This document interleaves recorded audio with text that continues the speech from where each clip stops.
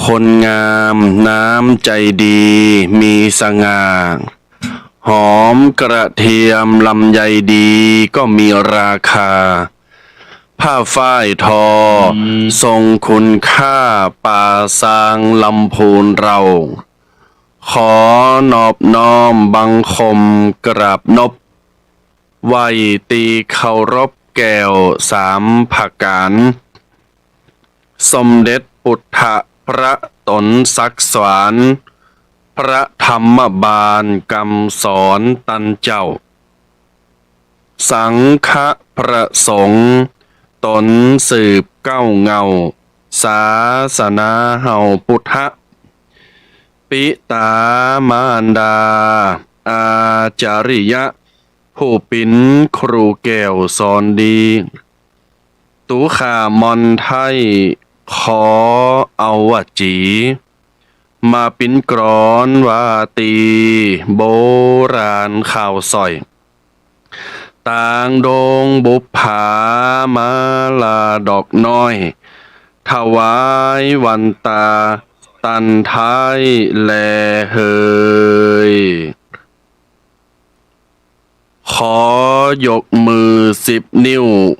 นอบน้อมถวายความเคารพปูจากุลอันยิ่งใหญ่ไพศาลแด่องค์พระสัมมาสัมพุทธเจ้า ขอถวายความเคารพยังพระธรรมคำสั่งสอน แห่งสมเด็จพระชินวรสัมมาสัมพุทธเจ้า ถวายความเคารพยังพระสงฆ์สามเณรผู้เป็นปราชญ์ราชบัณฑิต ผู้ลิขิตขีดเขียนแต่งแต้มนำธรรมคำสอนทุกรูป ผู้มีปฏิปทาหน้าเลื่อมใสปินติไวแก่พี่น้องศรัทธาทุกท่านทุกตนไหวสามาโดวยความเคารพ อนุโมทนาเจริญปอนเจริญสุข บรรดาคฤหัสถ์ญาติโยมศรัทธานาบุญพอออกไม่ออกหมู่เฮาเราเจ้าตั้งหลาย พุทธศาสนิกเมธี สาธุชนผู้เป็นคนดีทุกคนทุกท่าน มาแล้วเนอมาแล้วมาแล้ว มาละเนอมาแล้ว เสียงแจ้วแจ้วส่งไปตังพี่น้องศรัทธาทุกคนทุกท่าน ยินดีต้อนรับสาธุชนตั้งหลาย เข้าสู่ในเวลาขวาย รายการวาทธรรมกำยอง ประคองรายการโดยลูกพระอาตมภาพ พระครูสังฆรักฤตนิธิทัตหรือตุปีเค เจ้าอาวาสวัดสะปุงน้อย ตำบลม่วงน้อยอำเภอป่าซางจังหวัดลำพูนได้มาเพิ่มพูนปัญญาคือแก่บรรดาสาธุชนในรายการประจำเช้าวันเสาร์และวันอาทิตย์ ซึ่งวันนี้ก็ตรงกับวันอาทิตย์ที่3 มิถุนายน พุทธศักราช 2567 เริ่มแรกรายการตั้งแต่เวลา 8 นาฬิกาหลังเคารพธงชาติ พี่น้องศรัทธาไม่คลาดปากันมาฟังปากันมาสดับ จนถึงเวลา 10 โมง ใจเวลา 2 ชั่วโมงโดยการรายการนี้ตอนรับทุกคนทุกท่านบ่ว่าจะฟังสด หรือทางย้อนหลัง Facebook บ่เต่าแต่นั่นคณะศรัทธาป่อแม่ศรัทธาติฟังทางคลื่นวิทยุ 104.50 ตลอดจนถึงศรัทธาติฟังต่างวัดพระบาทอุดม และหลายๆสถานีต่อยกัน ญาติโยมสาธุชนที่เข้ามาชมเข้ามาฟังตมาภาพได้นำเอารายการมาพบปะกับบรรดาแห่มวันหนึ่งแล้วเนอหลังจากตีห่างหายประมาณสักเกือบ1 เดือนเต็มๆด้วยเหตุเพราะมีกิจนิมนต์ศาสนกิจตีบสามารถจะหายได้ขาดได้เป็นกิจการงานคณะสงฆ์แล้วก็มุ่งตรงไปในกิจนิมนต์หลายท่านหลายคนเปิ้นก็มี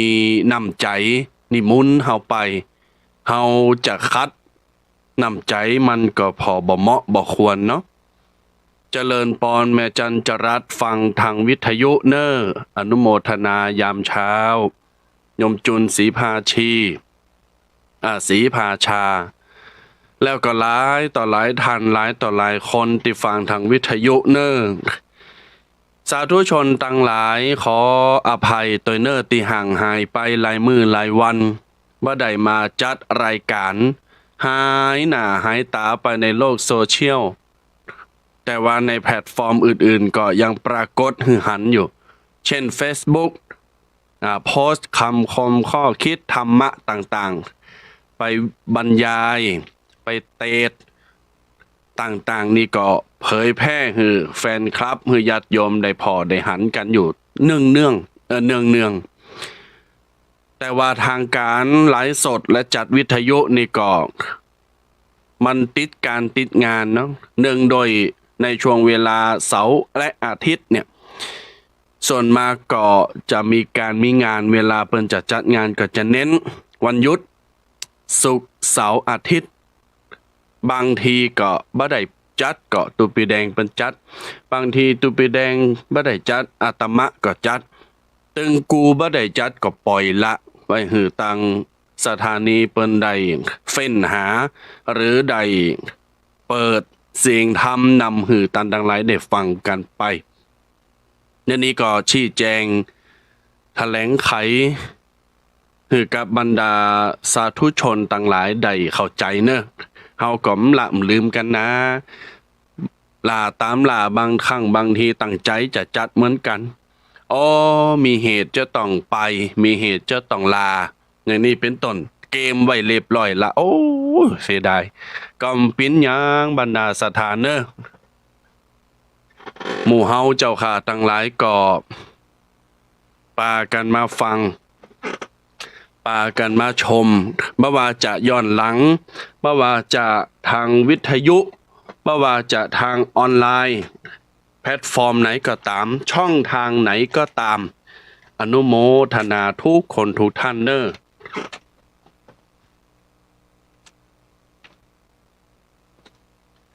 สาธาสาธุชน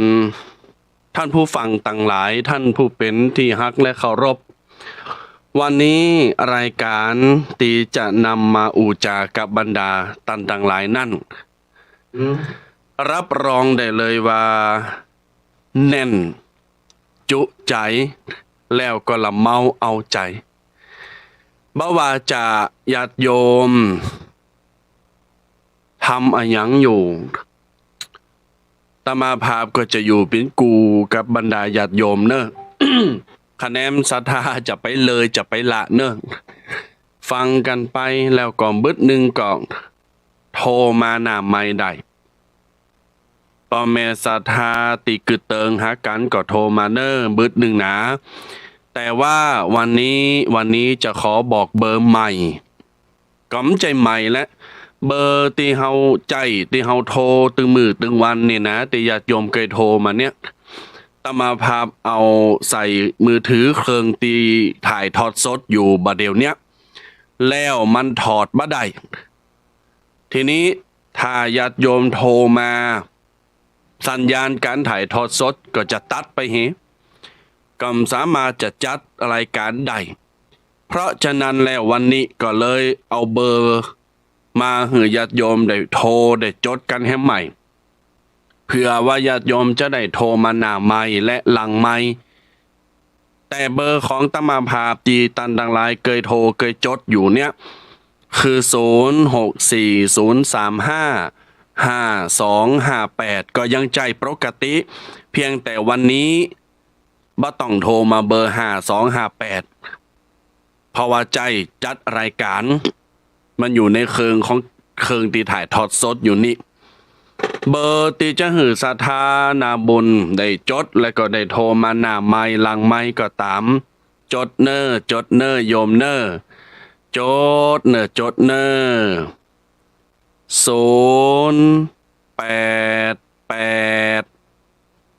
255 64060882556406อันนี้เป็นเบอร์สำรองหน้าใหม่เนอะญาติโยมเนอะ ก็สามารถโทรศัพท์มาเบอร์นี้ได้แต่ตอนนี้สต็อปก่อนห้ามโทรเตอเนอะจะอู่ก่อนตักตายปราศัยอู่จาปกินนกะทำนำเหยญาติโยมได้ปัญญากันให้ก่อน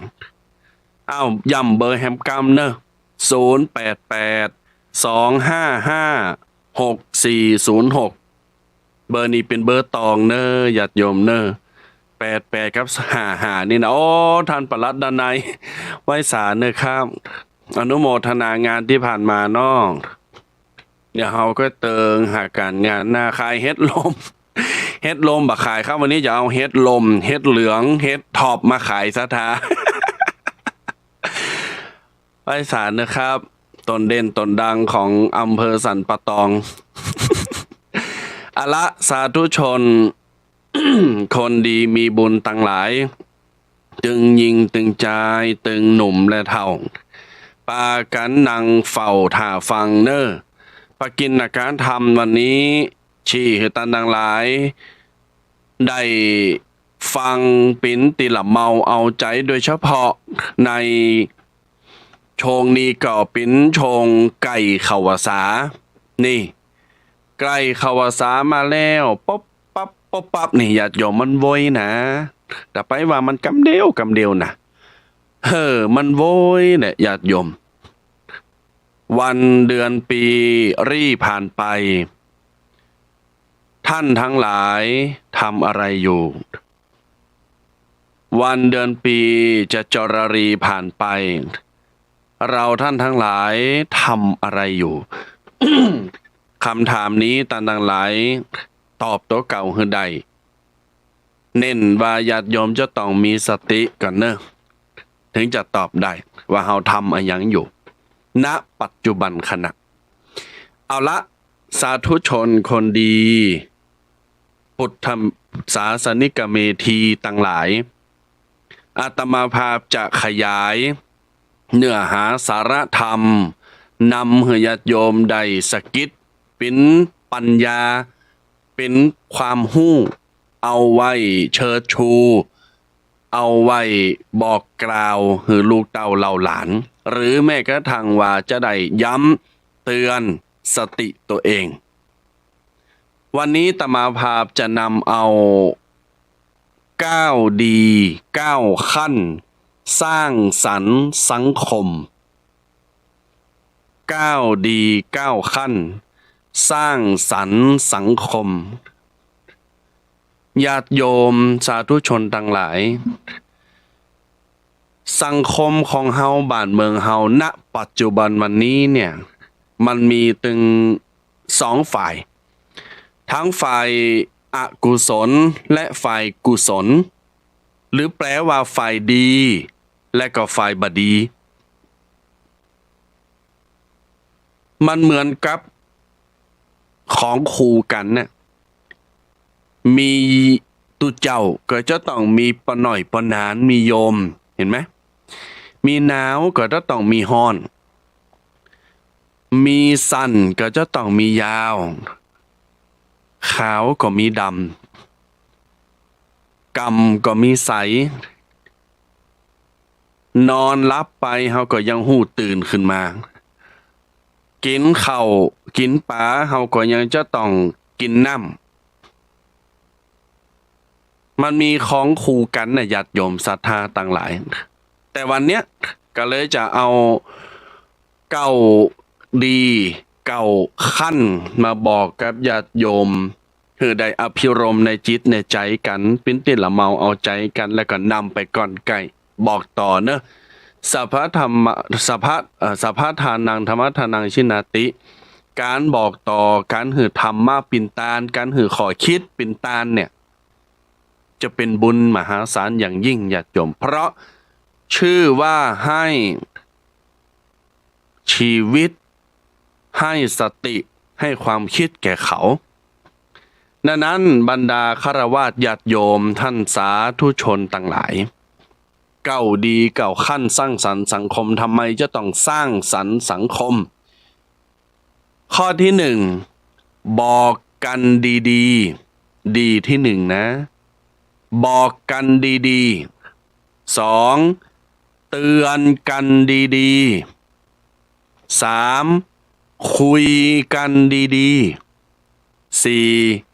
ดูแลเทคแคร์กันดีๆห้าปฏิบัติต่อกันดีๆหกใช้สอยให้ดีๆเจ็ดรักษาอารมณ์ให้ดีๆแปดใช้ชีวิตให้ดีๆและเก้าอยู่ด้วยกันดีๆนี่คือเก้าดีเก้าขั้นจะสร้างสรรค์สังคมเฮามาดูดีข้อที่หนึ่งญาติโยมถ้าไผจำได้วันนี้นี่โอ้ก็ได้เฮาจะถามเนอะญาติโยมท่านผู้ฟังทางวิทยุฟังทางออนไลน์ไผจำเก่าดีเก่าคันนี่ได้นี่เฮาจะปั้นมาม่า1 แพ็คเอาไปเลยปลากระป๋อง1 แพ็คเอาไปเลยข้าวสาร อันข้าวสารนิ่มหือวางนี่ตูเจ้าพะเนนหลาย อ้าวญาติโยมเจรไนทีละข้อที่หนึ่งบอกกันดีๆก็หมายความว่าคืออู่กันดีๆอ่ะจะไปดุจะไปด่าจะไปตวาดใส่กันจะไปเอ็กใส่กันน่ะยองหรือว่าคนเมืองเป็นห้องว่าจะไปเอ็กขนังใส่กันอย่าตะคอกใส่กันบอกกันดีๆก็ได้เห็นไหมบอกกันดีๆก็ได้ฮะเนอะมันมีกรรมนี้เข้ามาอู่กันดีๆโมนใจมีความสุขสบายกายสบายใจเวลาเฮาอู่คนอื่นดีๆเนี่ยคนอื่นเปิ้นฟังได้ยินกรรมที่เฮาอู่เตือนกันดีๆเนี่ยโอ้เปิ้นก็มีความสุขเปิ้นก็ขิวโคตรนะแต่ถ้ามองกลับกันน่ะถ้าคนอื่นมาตวาดใส่เฮาอ่ะตะคอกใส่เรามาเอ็กขนังใส่เฮามาด่าเฮามาดุเฮาอ่ะบูลลี่เฮาว่าเฮาเป็นอย่างเฮาก็โคตรนะญาติโยมเฮาก็สอบเหมือนกันหรอมันก็ไม่ชอบนะแล้วก็บ่อยากจะได้ยินตัวดังนั้นชั้นใดก็ชั้นนั้นเฮาไม่ชอบให้คนอื่นพูดกับเราอย่างไรโตของเฮาก็จะไปอู่กับคนอื่นจะนั่นเฮาบ่ชอบสิ่งไหนก็อย่าทำสิ่งนั้นให้คนอื่นบ่ชอบฟังสิ่งอะหยังบ่ชอบฟังกรรมอะหยังก็จะไปอู่กรรมนั้นออกมานี่บอกกันดีๆบอกกันดีๆก็ได้ไม่เห็นจะต้องตวาดเลยเห็นไหมในหนังในละครน่ะในชีวิตประจำวันก็เหมือนกันนะดังนั้นญาติโยมสาธุชนต่างหลายนี่คือดีข้อที่หนึ่งบอกกันดีๆดีข้อที่สองขั้นที่สองเตือนกันดีๆเกี่ยวโยงเกี่ยวเนืองกับบอกกันดีๆนี่แหละเตือนกันดีๆก็หมายความว่าจะไปติจะไปเตือนตำหนิติเตียนแบบประจานจะไปแฉนี่การแฉกันปล่อยข่าวนั้นข่าวนี้กันในหนังสือพิมพ์ในโลกโซเชียลในเฟซในไลน์ใน Google ใน YouTube ตึงมือตึงวันเนี้ยก็ย้อนเตือนกันบดี อู้กันบดีนั่นแหละญาติโยมแม่นก็ตำหนิติเตียนกันล่ะตำล่ะครอบครัวเดียวกันน่ะเช่นสามีภรรยาเนี่ยจะหย่าร้างทำไมจะต้องมันเป็นข่าวอึกครึกคึกโครมเป็นเรื่องส่วนตัวของครอบครัวท่านมันเป็นเรื่องของใครของมันน่ะแม่นก็อู้กันดีๆล่อเตือนกันดีๆบางคนสามีเอาเรื่องของภรรยามาประจานหน้า Facebook แถมวันหนึ่งภรรยาเอาเรื่องของสามีมาประจานหน้า Facebook เอาไปเอามาปุ่นโหนกระแสพุ่นน่ะออกข่าวพุ่นน่ะเนี่ยญาติโยมมันมีอย่างดีขึ้นเลยนะแนะนำกันดีๆล่ออู่กันดีๆเตือนกันดีๆล่อเขาห้องว่าปรับความเข้าใจในครอบครัวในวัดในโรงเรียนในหน่วยราชการหรือว่าองค์กรไหนก็ตามสังคมบ้านเมืองไหนก็ตามถ้าอู่กันบดีขาดวจีที่ไพเราะบ่มีความสนอหูมันก็บ่เข้ากันน่ะบ่มีความสามัคคีกันมีแต่จะยุแยงตะแคงรั่วสุมาแต่มึงด่ากูก็ด่ามึงได้มึงว่ากูก็ว่ามึงได้เนี่ยมันก็ไฟล้างไฟเนี่ยญาติโยมไฟชนไฟไม่มีอะไรดีขึ้นดังนั้นเขาเป็นไฟเราจะต้องเป็นน้ำเย็นๆคอยดับไฟนั้นให้มันหมดจะไปเอาโหลไปสุมจะไปเอาถ่านไปสุมจะไปเอาลมไปพัดทำไมจะต้องเอาลมไปพัดก็คือลมปากนี่แหละญาติโยม สังเกตพอว่าเวลาคนเป็นโขดกันแล้วเฮาไปซ้ำไปอารมณ์โกรธอารมณ์แค้นอารมณ์โขดต้องขึ้นวึดอ่ะความดันขึ้นปุ่นนะญาติโยม100หน่อยไปอยู่นะ200 300ปลายปุ่นน่ะอู้กันดีๆเตือนกันดีๆก็ได้ญาติโยมเฮาจะมีความสุขเวลาเฮาอู้กันดีๆนั่งอู่นั่งจ้าถามไถ่สารทุกข์สุขดิบกินข้าวแล้วกากินข้าวลำกินน้ำลงก่อวันนี้ไปตั้งใดลูกหลานสบายดีเนาะไปเยกันตั้งใดไปงานศพไปงานข่าวดำกาไปงานหันงานนี่เป็นจะได้พองไปฟังตูเจ้าเตดเป็นจะได้พองไปวัดไปมาเป็นจะได้พองฟังวิทยุ104.50ไฟหินตูพีเคสปุงน้อยต้นหล่อๆน่ะฮักขาวๆน่ะเปิ้นอู่ปิ้นจะได้บอง อีกะอู่กันดีๆอ่ะญาติโยมเวลาเฮาไปเยี่ยมผู้ป่วยที่โรงยาหรือว่านอนติดเตียงอยู่บ้านปิ้นหยังพองปิ้นนั่นให้อินดูแต่กินข้าวลุงอ่ะแฮมมึนก็ไปอ่ะเนาะไอ้บะว่าก็ลงหวบพงพวกกะญาติโยมแม่เนาะมีกำลังใจจะอยู่ต่อเนี่ยว่าแจงมาด่าเนี่ยก็ยังอู่ดีๆยังมีกำลังใจกันแล้วเขาก็อยากได้ยินเหรอกำลังใจจะลดน้อยถอยลงไปดังนั้นญาติโยมสาธุชนทั้งหลายถ้าเกิดว่าเขาได้ยินกำอวยพรกำอู่ดีๆนั้นมันจะมีกระว่าปันปอนยี่เหือแม่นก็ให้พรปันป้อนก็คืออวยพรให้พรน่ะกระเดียวก็หายละน้องกำลังใจหลายกินข้าวหลายๆกินยาหลายๆรับหนักๆยิ้มหลายๆนี่พอล่อลูกเต่าเหล่าล้านหลายจมูกเจ้าฟงหลายมันเท่าโกมปีนยังแหละเบิดก็ตึงหายแล้วผูกก็ตึงหายแล้วนี่มันก็หายวันดีคืนดีนะกะหายวันหายคืนน่ะฉะนั้นอย่าโยมกำปากกำอู่นี่มันปิ้นปิดเหมือนกันนะคนเฮาตายย้อนปากหลายคนมาแล้ว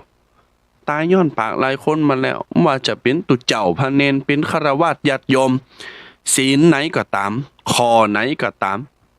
ข้าราชการปอกาแม่ขายคนเฒ่าคนแก่ตายย้อนปากมาลายแล้วเฮาหันนี่นะข้าตัวเก่าย้อนปากได้ดีก็ย้อนปากคนเฒ่าเปิ้นบอกว่าลูกหลานจะจังจะหัก ก็ย้อนปากสู้เขาเนี่ยวะย้อนปากคุณเฒ่านี่นะคุณเฒ่าป้าอุ้ยแม่มอนเลข6เลข7เลข8ไปเนี่ยสังเกตเพราะว่าเฮาอู่ดีก็น้อยเขาก็เฮาอู่ดีกับลูกหลานก่อนนะหรือว่ากระโชกโฮกฮากเอ็กปัดใส่เขาด่าเขาว่าหันว่านี่ทำให้เขามนจิตมนใจเขาอยากจะเข้าไก่เฮาพร้อมหยังก็เพราะปากนี่แหละคุณเฒ่าซะท่าเฮ้ยฟังไว้เนอะฟังไว้อันเงินนี่ก็สำคัญเหมือนกันน่ะคนเฒ่ามีเงินสมัยเดียวไผก็ไก่เข้าไก่เหมือนกันนะโอ้ญาติโยมที่สำคัญก็คือปากถ้าปากบดีขี่เหล้าขวัญล่าตามล่าตุเจ้าอยู่ในวัดก็ยังเล่าขวัญตุเจ้าว่าธัมโมสังโฆพุทโธพุทโธพุทโธนั่นมีนะญาติโยมดังนั้นจะปิ่นจะตายจะดีจะให้ก็พอปากเนอะนี่คือบอกกันดีๆและเตือนกันดีๆข้อที่3คุยกันดีๆคุยกันดีๆก็อย่าง2ข้อที่ผ่านมานี่แหละอู่จากันจะไปคัดคอกันจะไปเถงกันจะไปพิษกันปีเปิง2น้องเปิง1มีหยังก็อลุ่มอร่อยคือกันคืออภัยกันได้คืออภัยกันเด้อญาติโยมพระพุทธเจ้าในเวลาผจญมารเนี่ยพญามารมาบูลลี่มาใส่ไร่ไปสีมาดุมาด่ามาว่ามาหันมานิ่งพระองค์ทรงนิ่งพระองค์บ่มีความตระหนกตกพระทัยเลยคือตกใจพระองค์นิ่งพระองค์มีความห่อนให้ญาติโยมอย่างปรากฏในบทพาหุงมหากาเนี่ยญาติโยมปรากฏในบทสวดบทพาหุงบทหนึ่งเดี๋ยวจะเล่าให้ฟังว่ามันปรากฏในบทไหนถ้าฟังแล้วสะท้ายก็จะหัวในครั้งหนึ่งมีพระพุทธองค์กำลังเทศนาธรรมให้กับเหล่าพุทธบริษัทอยู่ในวิหารก็มีพุทธศาสนิกชนไปฟังเทศฟังธรรมที่พระพุทธองค์กำลังบรรยายอยู่เหล่าสาวกอุบาสกบาสิกาเป็นจำนวนหลายร้อยชีวิตไปนั่งฟังที่ธรรมศาลาในคณะนั้นเนี่ยในหมู่บ้านนั้นมันมีกึ่งหนึ่งชอบพระพุทธองค์นับถือพระพุทธองค์ศรัทธาเป็นอย่างหนักแฮมโซนหนึ่งแฮมกึ่งหนึ่งโอ้บ่ชอบเฮเลยพินไผก่อมหุ่งมาสั่งมาสอนหมู่พี่น้องศรัทธาสอบก็เลยแบ่งฝักแบ่งฝ่ายมีกึ่งในคณะนั้นนางจินจามานวิกาจินจามานวิกากำลังเตียวแอวกาดจะไปซื้อกาดซื้อโคชื่อของไปแหมกินนี่นะตอนแรงก็ไปปะอยู่ประจายกับแม่ยิงกลุ่มหนึ่งกลุ่มใหญ่ประมาณว่า30-40 คนอู้จ๋ากันเซงดันขนาดปรากฏว่าเข้าไปไกลๆแหละกลุ่มนั้นก็อู่ถึงว่าโอ้พระพุทธองค์พระพุทธเจ้าเนี่ยดีแต้มดีว่าได้ยืมดีก็ไปจุไปหลอกคนอื่นน่ะโตเก่าเย็มได้อบรมสั่งสอนเป็นอย่างโตเก่าเยะก็มได้หาว่าจะตัดสลูหาว่าจะสำเร็จฌานเป็นอย่างหูทำหมดโอ้ว่าไปเลยนะตุเจ้าตัวนั้นน่ะสุมาเด้อจินจามานาวิกาได้ยินได้ฟังจากนั้นแล้วก็เอาหูไปหงิ่งเข้าไปไก่โดยสภาพจิตใจของนางแล้วเนี่ยบ่ชอบอยู่แล้วปิ้นฝ่ายไปตั้งตีไม่ชอบและไม่ศรัทธาพระพุทธองค์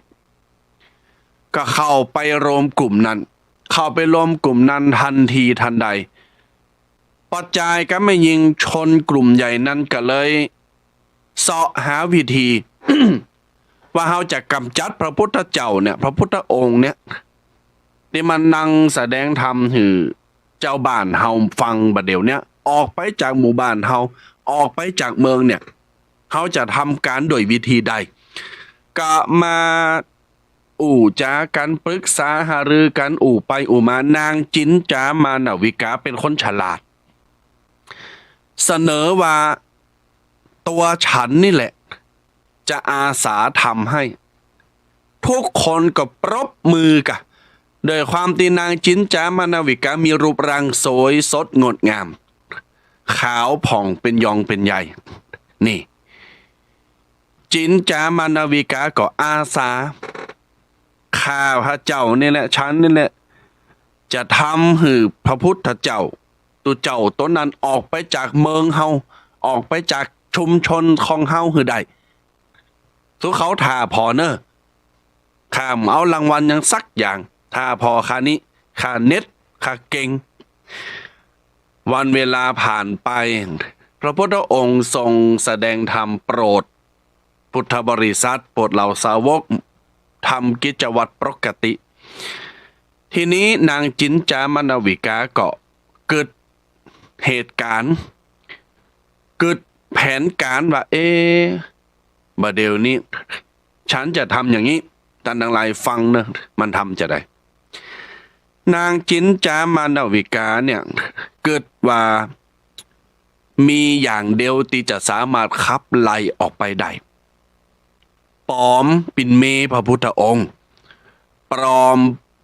เสแสร้งแกล้งว่าเป็นภรรยาพระพุทธองค์นางก็เอาตอนไม้ตอนหนึ่งมาใส่ตีต้องมาถึงตอนนี้ตันหลายก็แล้วเนาะคงจะหู้ละคงจะเกิดได้ยินละแต่ฟังต่อไปนะเอาผ้ามาปันถึงมันเหมือนคนมารคนต้องนี่ใส่เสื้อคลุมเหมือนแม่มารเนี่ยญาติโยมเตียวไปในกาดแล้วก็โอ้ยโจยโตยบัดเดี๋ยวนี้ข้าเจ็บต้องสามีของข้าไปโบสถ์ปินตุเจ้าเอาละแผนการของนางมานี่เริ่มแล้วสามีของข้าเจ้าโบสถ์ปินตุเจ้าพวกบัดเดี๋ยวนี้กำลังเตะทำอยู่บนวิหารพุ่นน่ะมันคือข้าพระเจ้าต้องเนี่ยแล้วมันหนีไปโบสถ์ตันดังหลายหูไว้เฮเนอร์มันจีดีนะตุเจ้าตัวเนี่ยที่ห้องกันว่าพระพุทธองค์พระพุทธเจ้าเนี่ยดีนะเนี่ยข้าเนี่ยปินเมปินภรรยาข้ามานเนี่ยแล้วก็ไปโบสถ์ปินตุเจ้าหนีจะดีนะนางก็ปล่อยข่าวเราลือไปสุดต่างทันใดนั้นนางจินจามานวิกาก็จะแฉพระพุทธองค์กลางธรรมศาลาเตียวดุมเข้าไปเปิดประตูท่อมหยุดเดี๋ยวนี้นิ่มหันเนี่ยสูเยขาดมานสูเยขาดต้องเนี่ยตั้งคันมาหูกี่เดินเนี่ยผู้วันฮือแต่เกิดแล้วเนี่ยจะคลอดออกมาแล้วย่ำมาหาพิชอบ ลงมามเดี๋ยวนี้โต๊ะเก่ายังสอนโต๊ะเก่าไม่ได้ทำผู้หญิงท้องว่ามันว่าแล้วมีหน้าไปสอนคนอื่นตันดังไรตินางไหวนี่มันต้องไหวหมู่บาซกบาซิกาก็แตกตื่นกันกับปูโทษเสียงโหเสียงห้องหุยห้ายแต่โดยความตีพระพุทธองค์อย่างที่บอกไปทรงนิ่งอยู่ญาติโยมตั้งหลายพระพุทธองค์ทรงนิ่งอยู่บ่ไว้บ่ติ้งบ่เดิดเน้อห้อนใจบ่กระวนกระวายบ่ทุรนทุรายยิ้มรับตายกมืออนุโมทนานะอนุโมทนาหยังเดี๋ยวนี้ลูกของท่านเนี่ยอยู่ในตองขาเนี่ยมาอยู่เป็นโผเป็นเมเป็นขอบโคกันบ่เดี๋ยวนี้ขัดใจไหวแล้วพวกวันฮือเนี่ยจะเกิดลูกแล้วเนี่ยหมีปอไปดีหน้าก็ใส่ความไปเลยพระพุทธองค์ก็นิ่งแบบนี้ญาติโยมเทวดาได้ยินใส่ อยู่บนแต่ว่าติงสาได้ยินกำนางจินจามนาวิกาอูบดีใส่ไร่ไปสีกิริยาบสำรวมกิริยาบ่มีความเคารพพระพุทธองค์ปูดโทเทวดาก็ใจขึ้นกะแถลงตัวปลอมตัวเป็นหนูหนูปุกอีนะ ต้มน้อยแหละลงมาปุ๊บไต่เข่าปื้นสินของนางจินจามนาวิกาครบตอนใหม่ครบผ่าปุ๊บพับต้นไม้แต่ต้นไม้แตกผ่าลุดต้มสะหน้าสะตานางจินจามนาวิกาความจริงปรากฏกลางธรรมศาลานี่คือฤทธิ์ของเทวดาดังนั้นญาติโยมสาธุชนทั้งหลายเมื่อนางจินจามนาวิกาหน้าแตกหน้าแหกหมอไม่รับเย็บอายแต่มันยังสำนึกผิดนะมันให้หุยห้องตะเกกตะกายทุรนทุรายออกมาพยายามจะออกหน้าประตูธรรมศาลาวิหารตีนขาเพิกข้างขวาของนางกำลังจะแตะธรณีปั๊บธรณีรอรับธรณีรอรับเปิดรับนางไปลงนรกทันทีไปลงนรกซะเธอทีรักฉันจะลงโทษเธอนะกะ สาธุชนทั้งหลายขณะที่นางเอาตีนเหยียบธรณีพบเนี่ยโดนธรณีสูบหุยห้องว้ายจอยโต้ยจอยข้าโต้ยข้าสำนึกผิดแล้วไผก็จอยไม่ได้เทวดาก็ไขโหอยู่บนฟ้าจอยไม่ได้ลงไปพบจบข่าวเซตกองดอง see you again tomorrow เดดสมอลเล่ล่ะนี่คือผลของกรรมอูบดีใส่ไร่ไปสีกิริยาอากัปกิริยาบสำรวมสมกับปิ้นแม่ยาไม่ยิงหน้าตางามกิริยาบงามตัว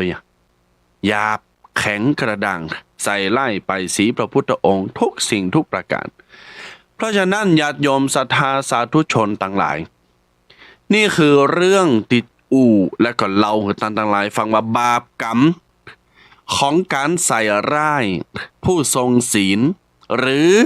แม้กระทั่งว่าปอมแม่ปู่ย่าตายายคุณเฒ่าคุณแก่ไผก็ตามแล้วเอาไปวาคือเปิ้นไปด่าเปิ้นไปใส่ร้ายเปิ้นจะได้หับบาปจะได้หับกรรมนะมันต้องรอจาดหน้าจาดเนี้ยญาติโยมจาดเนี้ยมีเหตุการณ์หนึ่งเหตุการณ์หนึ่งเกิดขึ้นบุญทันตาคือได้หับกรรม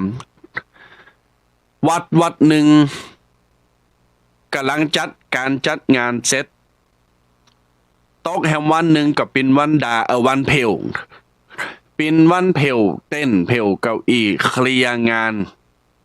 รีโนเวทกำลังเก็บเข้าเก็บของเก็บคนหนึ่ง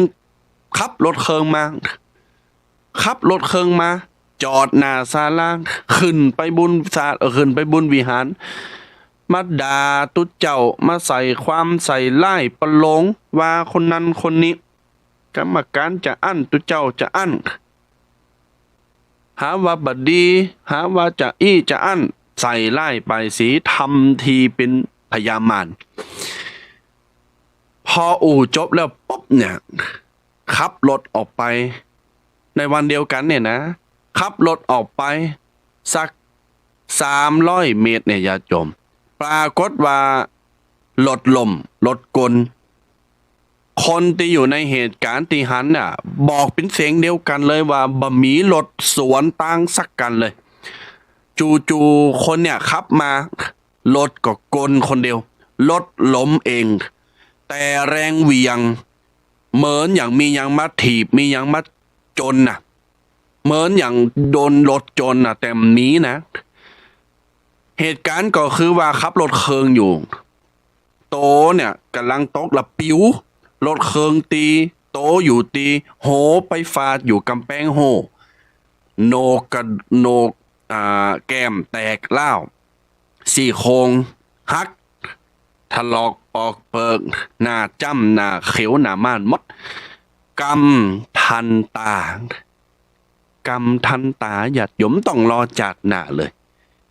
เหตุการณ์ที่เรามาเนี่ยคือเกิดขึ้นจริงญาติโยมบอกกันดีๆอู้กันดีๆเตือนกันดีๆจะไปว่ากันเซหายจะไปด่ากันญาติโยมต่างหลายบอกกันดีๆเตือนกันดีๆคุยกันดีๆดีข้อที่สี่ดูแลกันให้ดีๆเปิ้นว่าหือเทคแคร์กันดูแลกันหือดีๆเมตตากรุณาอาทรเอื้อเฟื้อเผื่อแผ่เกื้อกูลมีน้ำใจซึ่งกันและกันเพราะน้ำบ่อน้ำคลองมันเป็นรองน้ำใจน้ำไหนก็ตามจะสู่น้ำใจบัดใดเด็ดขาดอันความกรุณาปราณีจะมีใครนำมาก็หาไม่หลั่งมาฝนเหมือนหลั่งลงมาเหมือนฝนอันชื่นใจจากฟากฟ้าสุราลัยสู่แดนดินดังนั้นญาติโยมให้ดูแลกันดีๆพอกันดีๆเนิ่อเมื่อยังมีชีวิตอยู่แล้ววันไหนที่ไม่มีชีวิตแล้วจะมาเสียดายเสียใจภายหลังบ่ได้บางคนบอกว่าโอ้ยเสียดายแต่ไม่ได้ซื้อกับข้าวหือกำไม่ได้ป้อนข้าวป้อนน้ำหือแม่เฮ็ดสักกรรมเหรอโอ้ไปเฮ็ดแล้วตายเฮ็ดแล้วยามเปิ้นอยู่มีโอกาสแต่เสียดายเนี่ยเสียดายกินแตงญาติโยมยามเปิ้นอยู่คือดูแลปรนนิบัติปัดถูเอาใจใส่บางอย่างใดก็อย่างหนึ่งไม่มากก็น้อยไม่น้อยก็มากดังนั้นญาติโยมสาธุชนต่างหลายดูแลกันดีๆดูแลพ่อแม่บุพการีลูกหลานครูบาอาจารย์คนเฒ่าคนแก่ปู่ย่าตายายลุงป่าหน้าอาดูแลพระสงฆ์องค์เนนในวัดในอารามเมตตาต่อกันมีน้ำใจเอื้อเฟื้อต่อกันและกันผู้ให้ก็สุขใจผู้รับไปก็อิ่มสำราญดังนั้นญาติโยมลองหัดเป็นผู้ให้เสียบ้างจะไปรับอย่างเดียวบางคนนี่ทำหน้าที่เป็นผู้รับเท่านั้นน่ะเปิ้นมาแจกของเปิ้นเอานั่นเอานี่มาก็จะเอาล่าตามหลามผู้วันหือเนี่ยถ้าเข้าว่าสาละแน่ญาติโยมถ้าเข้าว่าสานะเปิ้นว่ามันเป็นวันปล่อยผีนะข้าวตุ้มข้าวหนุ่มว่ะมาม่าอันรสลำดีๆมันก็เอาไปให้หมดเหลือกะมาม่ารสเกมหมูสับเอาหือตุหือพระอย่าโอ้ทำโมสังโคจิ้นซุ่มเอาไปให้หมดเหลือกะปลากระป๋องปลากับนี่เหลือกะใส่แยดใส่โอให้โถเน่าแผ่นโถเน่าเติบเหลือกะข้าวสารเต็มได้เตข้าวสารถุงใหญ่ๆมันเอาไปให้หมดโอ้ยอันนี้จะเอาไปหือลุงนะเอาไปหืออีปอนนะ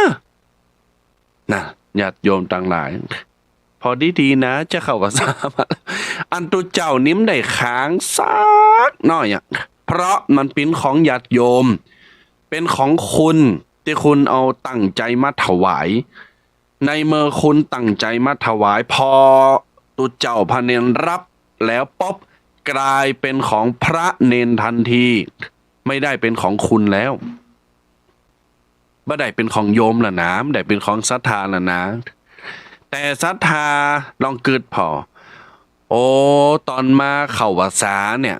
มาซาเข้าใส่บาตรเนี่ยเอาใส่ถุงมากี่ถุงเอาใส่ถุงมากี่อย่างใส่สลุงสลุงหนึ่งปอนละไปใส่บาตรทุเจ้าเข้าพรรษานี่พอทำพิธีเสร็จปุ๊บจะปิกบ้านเท่านั้นแหละสลุงเดียวก็ไม่ใช่ปอกต้องไปยืมถุงไปขอถุงตุมีถุงอยู่ก็เน้นมีถุงก็มาให้แม่เนี่ยเหรอแม่จะใส่นั่น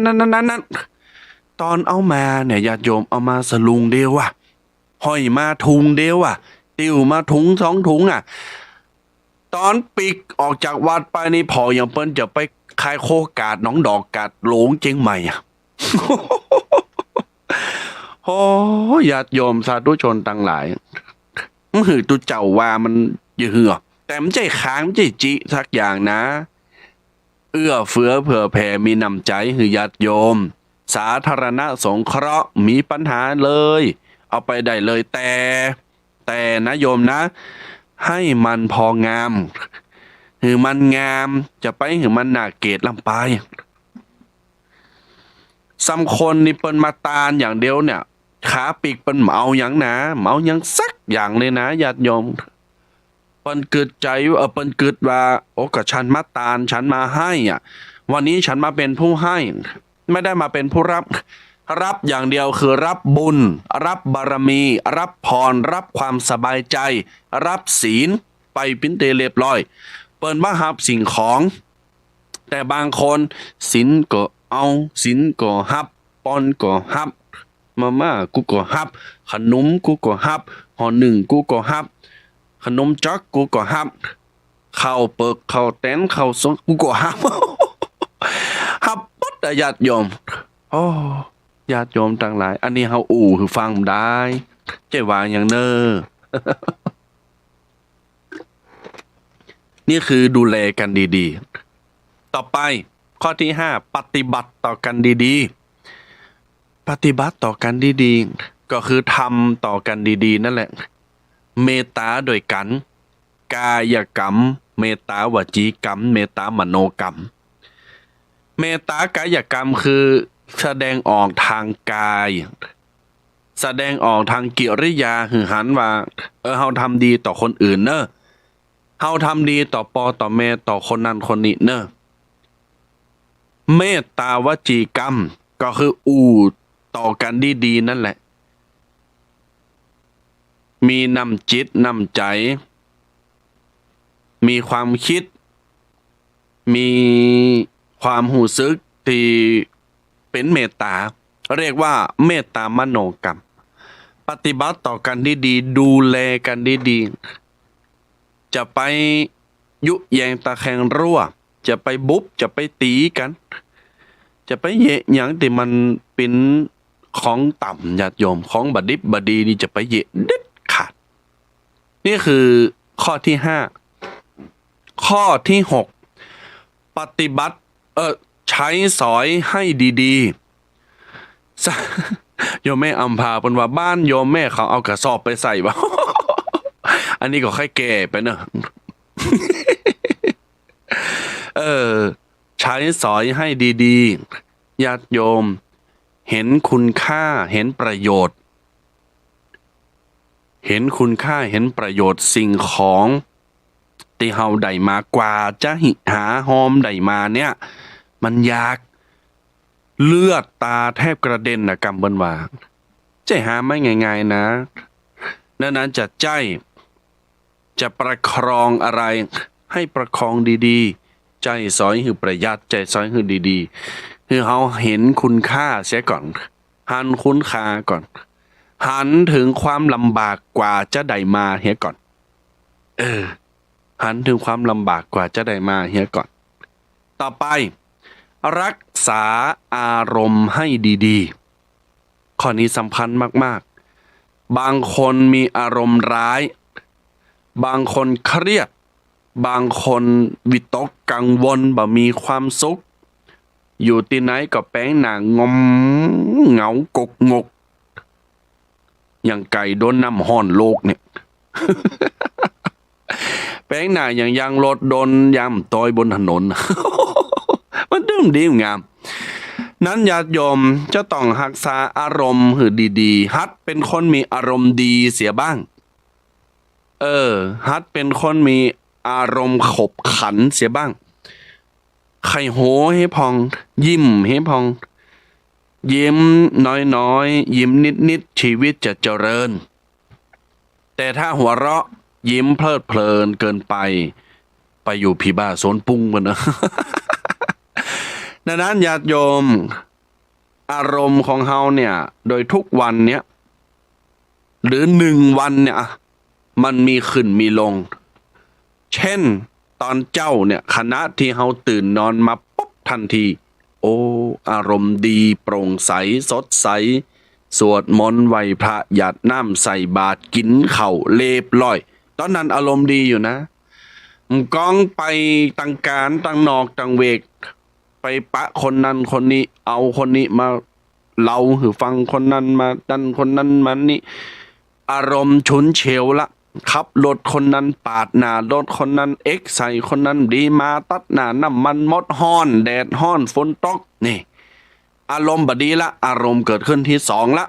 เช้าอารมณ์ดีควายมาอารมณ์บูด พอบ่ายมาแรงมาโอ้ยอยู่ไหนกินไหนปอมได้มันฮ้อนตุกขนาดเลยบูดเขาไปแฮมแรงมาลูกเลิกคงเฮนล่ามาบ้านเติมเดี๋ยวเข้าบ้านโนกะแอวโนกะไปหันไปนี่สามีมาภรรยามาเติมเดียวโอ้ดึกดึงกึ่งคืนโคตรแฮมแล้วอารมณ์ชุนเฉียวบดีแฮมแล้วนี่นั้น1 วันน่ะ4 อารมณ์แล้วนะดังนั้นประถึงว่าหือหักษาอารมณ์ดีๆไผตีไหวพระสวดมนต์นั่งภาวนาบ่อยๆหรือไผตีมีเมตตาไผตีไปวัดไปว่าไผตีมีกัลยาณมิตรดีๆเนี่ยมักจะมีสภาพจิตใจที่งดงามไม่ฉุนเฉียวกระโชกโหกห้ากจะมีเมตตาที่สุดรอยยิ้มพิมพ์ใจจะเกิดขึ้นบนใบหน้าดังนั้นจงรักษาอารมณ์ให้ดีๆเพิ่นบอกว่าถ้าไผไข่อายุยืนขอหือยิ้มตึงวันยิ้มบ่อย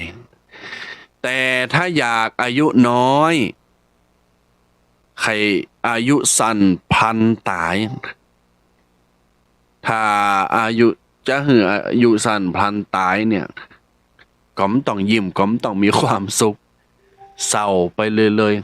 ๆให้ไปเลยๆตุกใจไปเลยๆเอาเรื่องอันนั้นอันนี้มาใส่โหปดกับบ้าน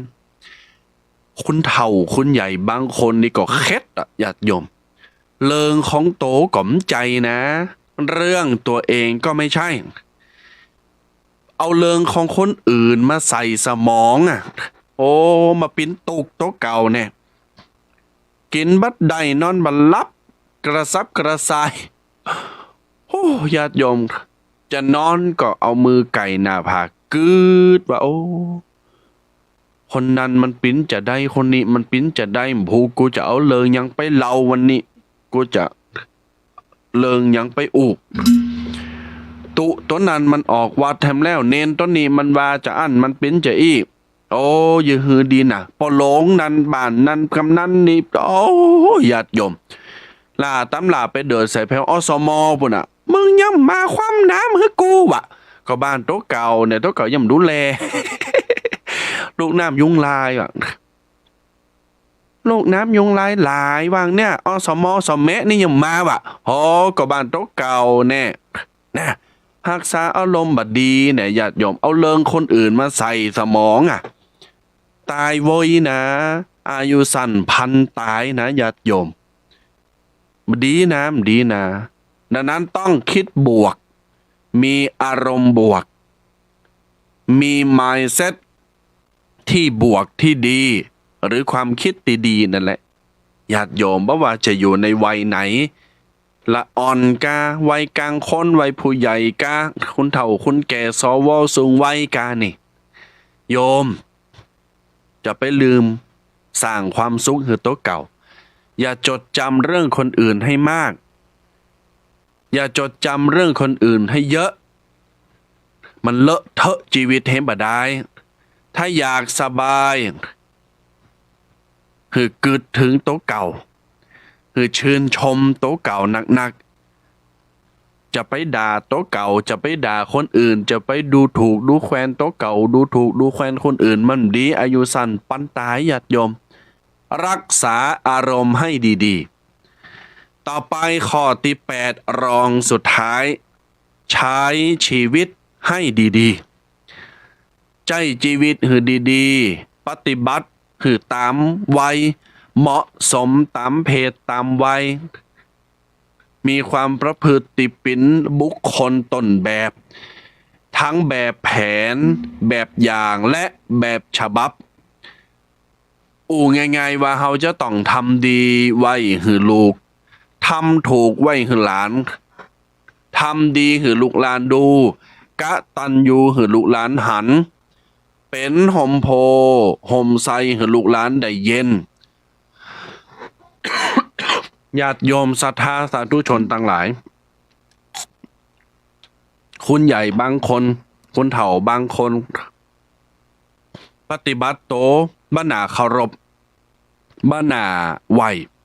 บ้านานับถือ ดังกำตีเปิ้นได้เรียบเรียงมาดังนี้ จะดูคนเก่งให้ดูที่ผลงาน ถ้าจะดูลูกหลานให้ไปดูที่ความกตัญญูถ้าจะไหว้ว่าใครเหมาะสมเป็นครู ให้ไปดูที่ความคิด ถ้าเฮาจะคบไผเป็นเปินเป็นมิตรคือไปดูตีความจริงใจ ถ้าไปพอว่าไผเหมาะสมการวางโตะเป็นสูงวัยหรือผู้ใหญ่คือไปดูตีการกระทำแต่ถ้าจะไปดูว่าไผเหมาะสมเป็นผู้นำจะต้องดูตีกำอู่และการวางโตะตมาภาพจำอู่เริงหมู่นั้นจะอู่ประเด็นเรื่องของจะดูผู้ใหญ่ให้ดูที่การกระทำนี่มันสำคัญอย่างยิ่งนะญาติโยมเพราะคนใหญ่บางคนทำนงตนว่าฉันใหญ่แล้วฉันเลข6เลข7เลข8แล้วเลขเก่าแล้วเท่าแล้วหูหมดแล้วสู้เขาจะต้องไหวค่ากะสู้เขาจะต้องเคารพค่ากะแต่ทั้งติพดคนเฒ่าคนนี้ทำโตมันน่าเคารพมันน่าไหวนะพระสงฆ์สามเณรก็เหมือนกันเนี่ยบางคนบอกว่าภาษาข่าเป็น20ภาษา30ภาษาแล้วนะสู้เขาจะต้องมาไหวค่ากะแต่การกระทำไม่น่ากราบไหว้ไม่น่าเคารพด่าเปิ้นว่าหือเปิ้นยุแยงตะแคงรั่วจิหือเปิ้นพิษกันโอ้ญาติโยมใหญ่บ่ได้เท่าเห็มได้ผมโหงอกผมโหขาวเห็มได้น่ะไปโกนควางไปขูดควางเฮ็ดเตอะถ้าเท่าจะอีนะ ใจขึ้นฮะป้าคุณเฒ่าคุณใหญ่ได้อีนะเฮาตึมเขาหลบตึมไหวแต่ในขณะเดียวกันคนที่เป็นคนใหญ่ตีดีก็มีเป็นเลอะญาติโยมมีเมตตามีน้ำใจต่อละอ่อนต่อผู้ใหญ่เดียวกันต่อคนนั้นคนนี้ยิ้มแย้มแจ่มใสมีกำอู่ที่เป็นมิตรไมตรีนี่กะเป็นผู้ใหญ่ที่น่าเคารพตากราบไหว้นี่คือการกระทำที่สูงเหมาะกับการเป็นผู้ใหญ่ข้อที่8ผ่านไปว่าใช้ชีวิตให้ดีๆต่อไปสุดท้ายที่สุดอยู่ด้วยกันดีๆญาติโยมอยู่ด้วยกันดีๆสมานฉันท์สามัคคีมีไมตรีปรองดองจะอบอุ่นนะพิษหกกันด่าหกกันเจ้าแรงเตะกันตีกันว่าหือกันโอ้เอาชนะกันมันต้องอยู่กันโมนว่าจะอยู่ในบ้านในวัดในสังคมในประเทศไหนๆก็ตามให้ต้องปรองดองกันอยู่ด้วยกันดีๆมีสามัคคีมีไมตรีเอื้อเฟื้อเผื่อแผ่มีน้ำใจต่อกันและกันญาติโยมดังนั้นเปิ้นบอกว่ารักกันเหมือนพี่ดีกันเหมือนน้องปรองดองกันเสมือนญาติแต่อย่าขาด ความสามัคคีจงมีเมตตาต่อกันดังนั้นนี่คือสรุปว่า9ดี9ขั้นข้อที่1บอกกันดีๆ2เตือนกันดีๆ3คุยกันดีๆ4ดูแลเทคแคร์กันดีๆข้อที่5ปฏิบัติต่อกันดีๆ6ใช้สอยให้ดีๆ7รักษาอารมณ์ให้ดีๆ8ใช้ชีวิตให้ดีๆ9อยู่ด้วยกันดีๆ9ข้อเรียกว่า9ดี9ขั้นสร้างสรรค์สังคมดังนั้นญาติโยมสาธุชนทุกคนทุกท่านที่ฟังอยู่ในคณะนี้ตมาภาพอูจามาประมาณสักกึ่งชั่วโมงละจะ1 ชั่วโมงละฟังแล้วปิ้นจะได้พองโมนกาฟังแล้วไข่ลับกาฟังแล้วโอ้โมนดีฟังแล้วบัลละสักอันพระควางสักอันโมนงานสันเล่านี่ก็ขออนุโมทนาดังนั้นญาติโยมศรัทธาสาธุชนทุกคนทุกท่านสิ่งต่อไปติตมาภาพจะฝากไว้นั่นก็คือติผ่านตีอู่ไปตะกี้บอกว่าในเดือนหน้ากรกฎาคมเนี่ยจะเป็นช่วงของเทศกาลเข้าพรรษาจะเข้าพรรษาแล้วนะญาติโยม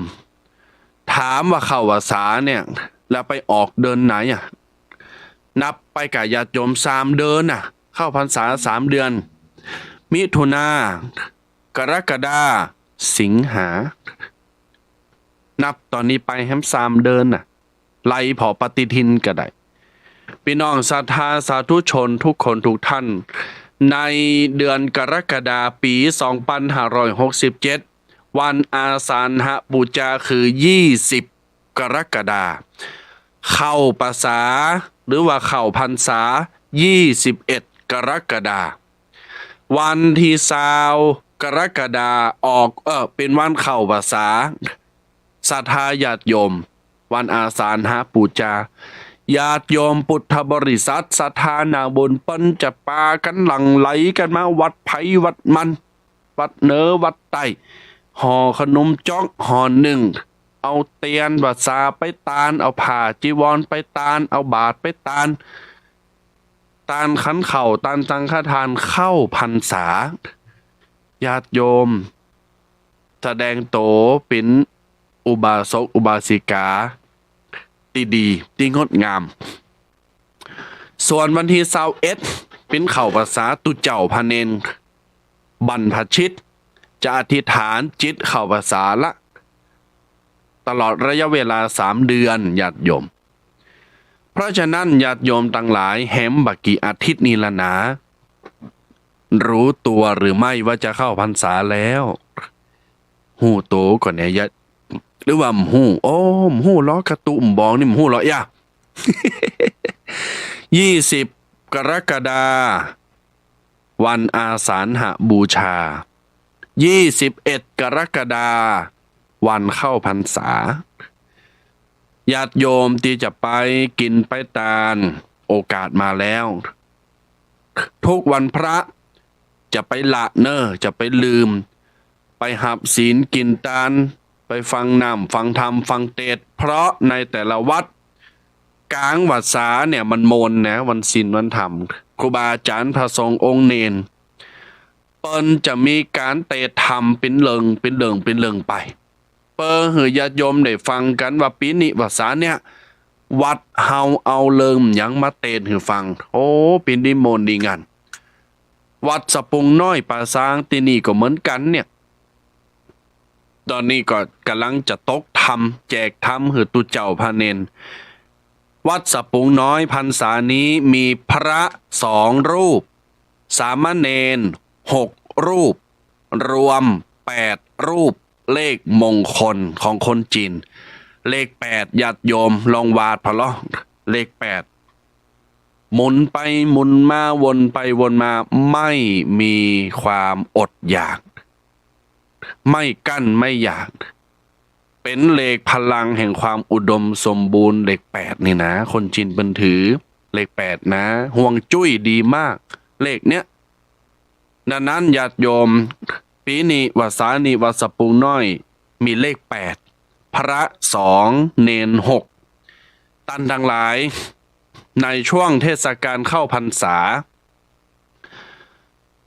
ในปีนี้อาตมาภาพในนามเจ้าอาวาสในนามประธานหน่วยอปต.ม่วงน้อย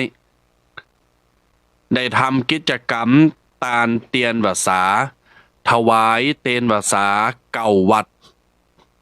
เป็นประจำกุปีเนี้ยเป็นปีที่11แล้วเป็นปีที่11แล้วนะ11ปีมาแล้วนะญาติโยมเฮาทำมาเนี่ยดังนั้นแล้วปีนี้จะไปตาลเตียนวสาจังหวัดนครสวรรค์ไปไกลให้หน่อยหนึ่งจะไปตาลเตียนพรรษา9วัดจังหวัดนครสวรรค์โดยอาตมาภาพจะเดินทางในวันที่9และวันที่10กรกฎาคมก่อนภาษา1อาทิตย์วันที่9เป็นวันอังคารวันที่10เป็นวันพุธดังนั้นญาติโยมศรัทธาสาธุชนทุกคนทุกท่าน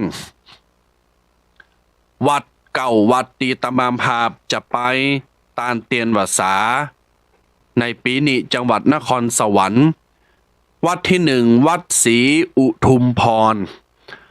2วัดเทพนิมิตทรงธรรม3วัดป่าสิริวัฒนวิสุทธิ์4วัดจันเสน5วัดหนองโพหรือวัดหลวงพ่อเดิม6วัดนครสวรรค์7วัดโพธาราม8วัดวรนาถบรรพตหรือว่าวัดเจ้ากบวัดที่9วัดคีรีวงศ์9วัดที่ปรากฏชัดได้ประกาศไปจะไปจะไปตาลเตียนพรรษาในการถวายเตียนนั้นจะมีเทียนพรรษา1คู่2เล่มผ้าไตรวัดละ1ไตรน้ำดื่มข้าวปลาอาหารก็จะเอาไปถวายหือเปิ่นตยเพราะเตาแต่นั่นก็มีหลอดไฟฟ้าวัดละ1คู่ดังนั้นญาติโยมศรัทธาสาธุชนทุกคนทุกท่านตามามภาพถือโอกาสเจิญจวนเจิญโจรบรรดาท่านผู้ฟังญาติมิตรผู้ใกล้ชิดในศาสนาไผตีอยากจะไปเดินทางไปตาลเตียนพรรษานครสวรรค์โดยจะนอน1คืนเดินทางวันที่เก้าออกเวลาตีสี่เจ้ามือจะออกจากวสปนวัดสะปุงน้อยป่าสร้างนอน1คืนกลับวันที่10กรกฎาคม90กรกฎาคมจดจำไว้ไปตาลเตนกับวัดสะปุงน้อยจังหวัดนครสวรรค์ไผจะไปก็โทรศัพท์มาแจ้งได้หรือญาติโยมจะไปเสาะหาคณะเจ้าหมู่เจ้าฝูงครอบครัวโจรกันไปได้รถตู้กี่คันจะอยู่ที่ไหนอย่างใดก็แจ้งความประสงค์มาได้แล้วก็ไปปะกันไปพบกันที่ไหนจุดนัดพบที่ไหนก็ว่ากันไปดังนั้นญาติโยมเวลาดีฤกษ์ดีกิจกรรมดีมีละเนอะเจิญโจรญาติโยมศรัทธาไปด้วยกันประการต่อมาไม่สะดวกไปจะฝากปัจจัยไปหอมเก่าวัดก็ได้ยินดีต้อนรับเก่าวัดก็เก่าซองแต่ญาติโยมรวมเป็น10ซองนะเป็น10ซองเนอะเพราะจะได้ถวายวัดแรกเป็นกันพระพุทธนั้นก็รวมเป็น10ซอง10ชุด ส่วนรายการจะเชิญชวนญาติโยมได้กินได้ตานตัวกันอยากจะให้ญาติโยมมีส่วนร่วมนะ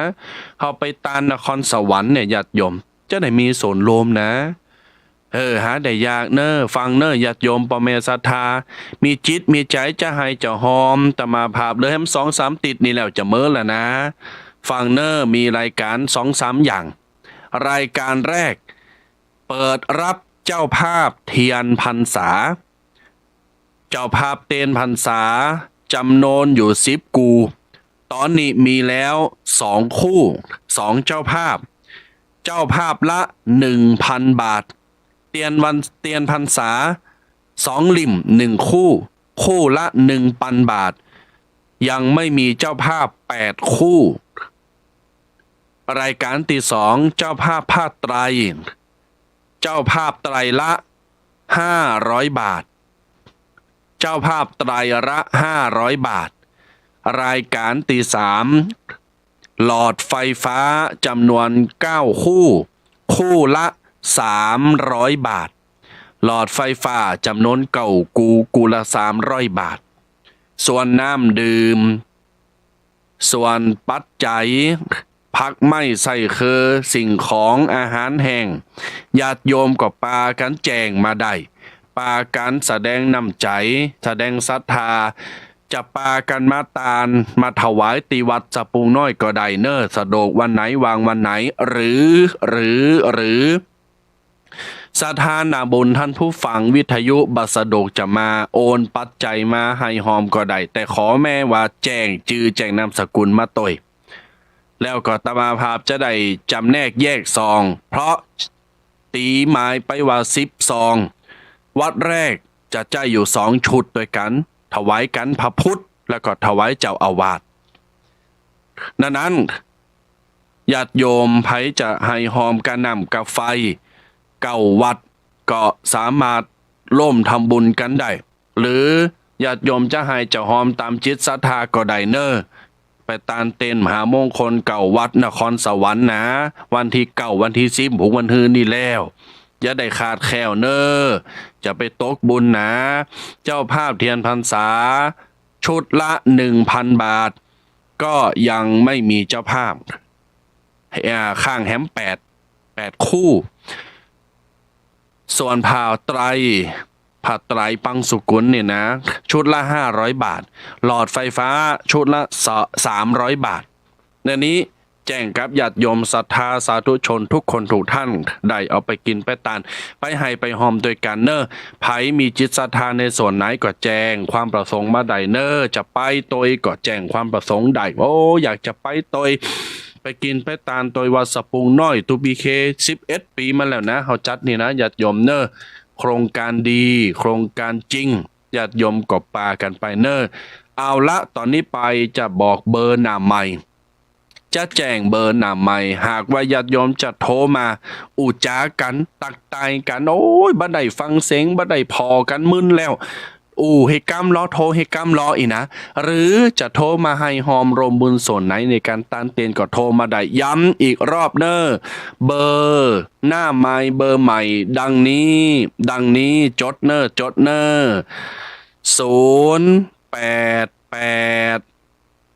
255 6406อันนี้เป็นเบอร์หน้าใหม่เนอะพอออกไม่ออกศรัทธาหรือท่านผู้ฟังสามารถโทรศัพท์มาตักตายมามาจ้าได้ในเวลานี้เนอะรายการนี้จะจบเวลา10 โมงนะเลยแฮม1/2 ชั่วโมงอย่าจมเนอะก็โทรมามาจ้ามาปรึกษาหรือจะให้จะหอมกันได้หับสายเนอ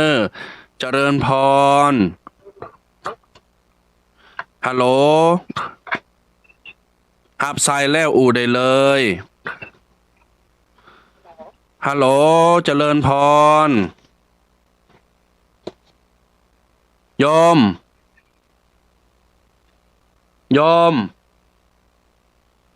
ฮัลโหลจ้า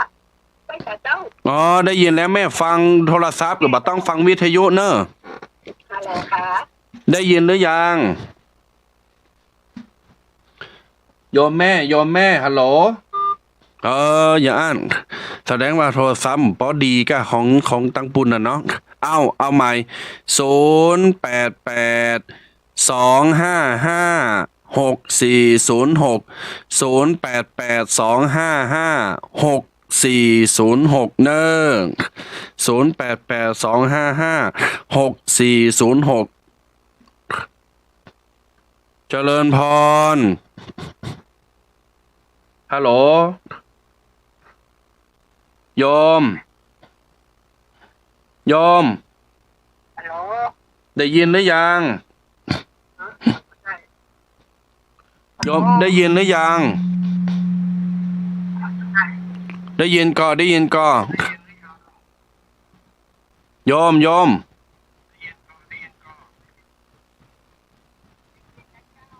แม่ได้ยินแล้วว่ามาเลยฮัลโหลได้ยินแล้วเจ้าก็อู้เลยตามาได้ยินชัดเจนตามาได้ยินชัดเจนเนอะโยมแม่เนอะฮัลโหล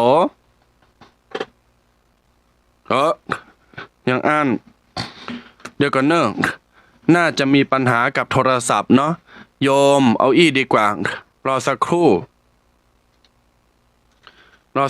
เนอะ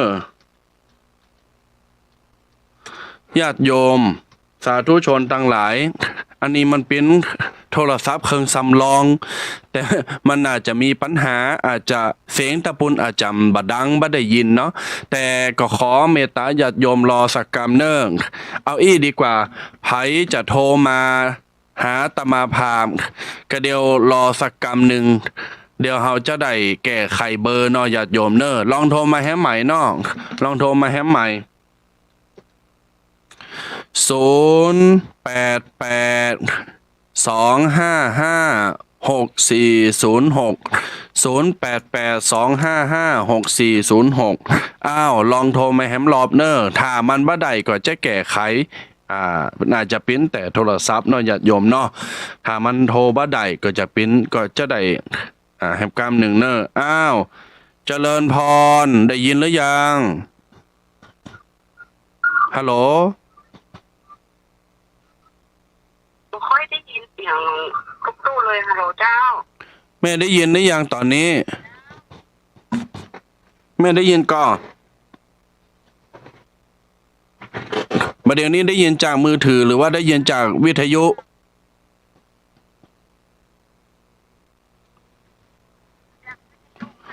โอเคถ้าอ่านก็ฟังวิทยุเนาะได้ยินชัดอู้ได้เลย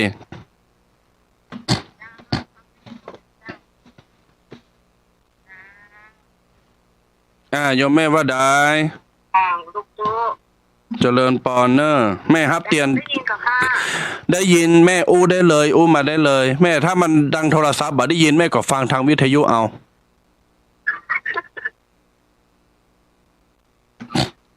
เจ้าฟังแล้วค่ะโอเคฟังแล้วเจ้าแต่ลอ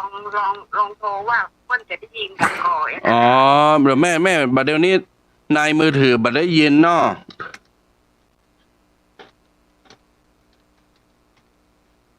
เจ้าได้ยินทางวิทยุอะค่ะโอเคก็เดี๋ยวจะลองแก้ไขทางมือถือเพราะว่านี่เป็นมือถือเบอร์สำรองเดี๋ยวแก้ไขก่อนเนอะญาติโยมขออภัยตัวเนอะขออภัยเขาว่ามันมีปัญหาทางโทรศัพท์มีปัญหาตั้งเบอร์อันนี้เป็นเบอร์สำรองเนาะญาติโยมเดี๋ยวขอเมตตารอสักกั๊มเนาะเพราะว่า9:24 อยู่ยังมีเวลาแฮมปะเลอะอยู่เนาะเดี๋ยวรอตมาพาขอเวลาแก้ไขแป๊บหนึ่งทางสถานีตังฝายหินก็ต้องตัดสัญญาณเตือนนะครับเนอะเดี๋ยวจะเป็นเบอร์เป็นซิมแป๊บหนึ่งนะครับขอแป๊บหนึ่งเนอะ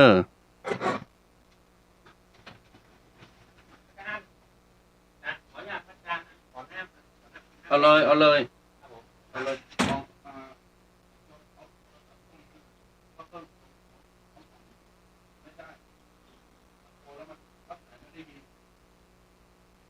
ม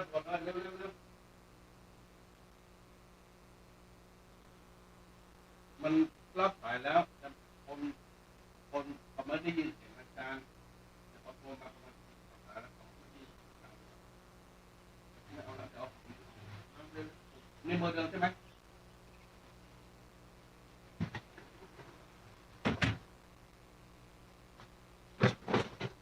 เอาละศรัทธาญาติโยมสาธุชนทุกคนทุกท่านมาละเนอร์เอาแฮมเบอร์หนึ่งเนอขอแฮมเบอร์หนึ่งเนอญาติโยมเนอจดเนอเป็นเบอร์เนอเบอร์นี้น่าจะมีปัญหา062 541 3642จดเนอ061 541 3642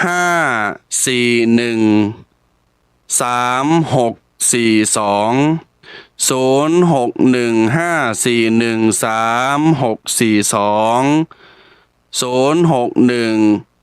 062อย่าโยมสุมาเตอ062 541 3642เนอย่ำแฮมกัมเนอร์วันนี้นี่คุกคักเรื่องสายหนามไม้เรื่องโทรศัพท์นี่เนาะเดี๋ยวเราจะแก้ไขก่อนเนอะย่ำเบอร์หนามไม้เบอร์ตีจะโทรมาอู่จานเนอร์062 541 3642 062 541 3642ญาติโยมตอนนี้ก่อนน่ะจะได้ละก้าลองโทรมาเนอโยมปอโยมแม่สะทาท่านผู้ฟังต่างหลายโทรมาเนอ062 541 3642เนอเจริญพรเจ้าได้แล้วเจ้าโอ้ใจดีตะกี้มันเป็นแต่โทรศัพท์นะกะใช่อันนั้นก็ดีอยู่แต่แม่โทรแล้วมีคนรับตะกี้ฮับแล้วอาตมาได้ยินเสียงโยมแม่ละแต่โยมแม่บ่ได้ยินเสียงอาตมามันเป็นแต่โทรศัพท์เนาะโมแม่ว่าจะได้วันนี้แม่ฟังอยู่ผู้อาทิตย์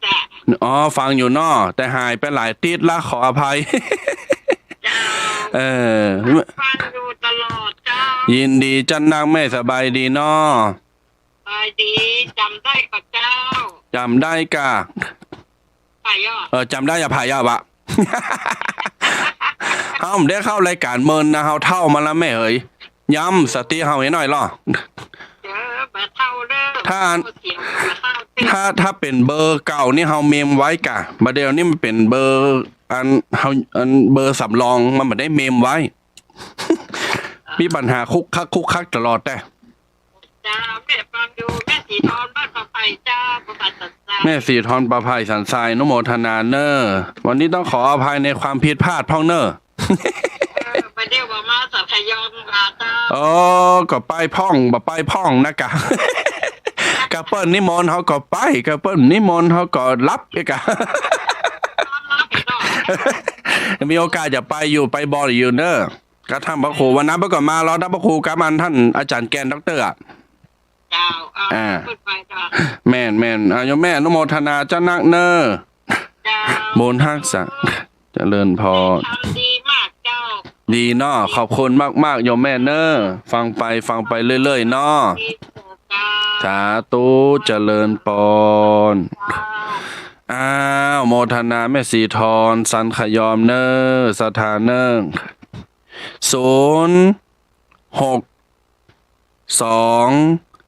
541 3642เจริญพร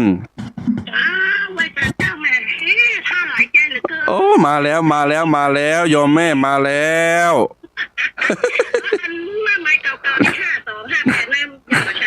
หน้าไม้นี่ใจอยู่แต่ว่าบัดเดี๋ยวนี้มันมีปัญหาเรื่องโทรศัพท์บัดใดก็เดี๋ยวจะปิ๊กมาใจ5258เหมือนเดิมเนอะเจ้าอันนี้จะมันติด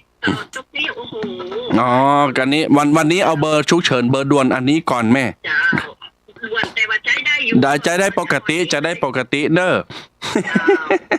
พอดีเครื่องนั้นเอาวันไลฟ์สดจะรายการมาได้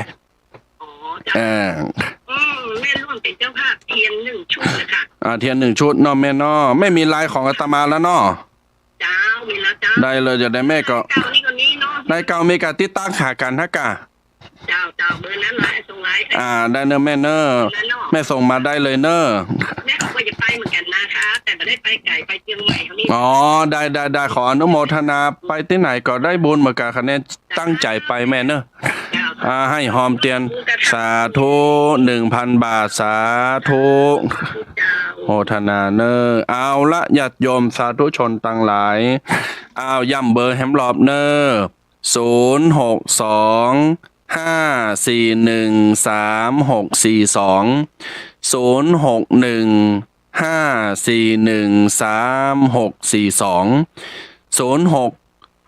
061แฮมอ่ะเฮ้ยเฮานี่มันเป็นเบอร์สำรองแต่เขาก็บอกเบอร์ถูกเบอร์ผิดอยู่หั่นเนาะ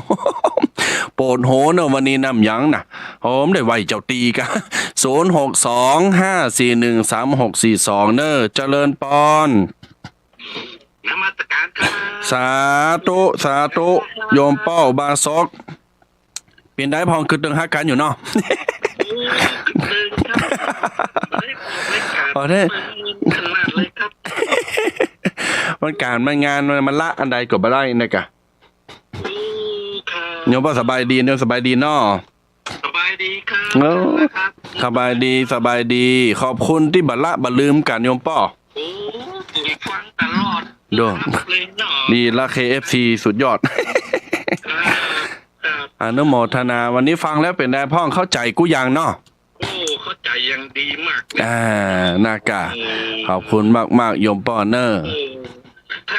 าท่านออกนี่ผมก็ฟังครับฟังตลอดเลยเนาะ อ๋อดีละติดตามกันไปตลอดเนอร์ ขอบคุญฮัก เตือนใจท่านนะครับ สาธุเจริญปอนเนอร์สาธุ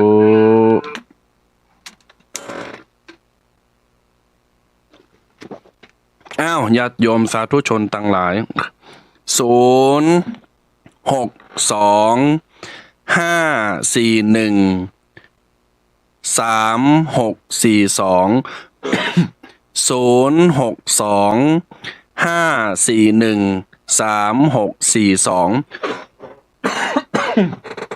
ย่ำแฮมลอบเนอร์หน้าไม่วันนี้เท่านั้นเนอร์เบอร์นี้นะ วันอื่นก็เป็นเบอร์ตั้งใต้5258เหมือนเดิมเนาะ0625413642โทรมามาจากันได้เนอร์วันที่9วันที่10ตะมามพาพร้อมกับศรัทธาจะไปตานเตนพรรษาครั้งที่11ที่จังหวัดนครสวรรค์โดยจะไปนอน1 คืนไผอยากจะไปตยก็สามารถจับจองรถได้ติดต่อสอบถามได้เนอร์เบอร์ตะมาภาพเบอร์ตะมาภาพที่เคยหือไปที่เคยมีก็0640355258แต่ตอนนี้ย้ำต้องโทรมาเพอมันตึงโทรบัดติดเนาะญาติโยมเนาะในการที่จะไปตานเตนก็เจิญญาติโยมได้รับเป็นเจ้าภาพเตนพรรษา1 คู่ละ 1,000 บาท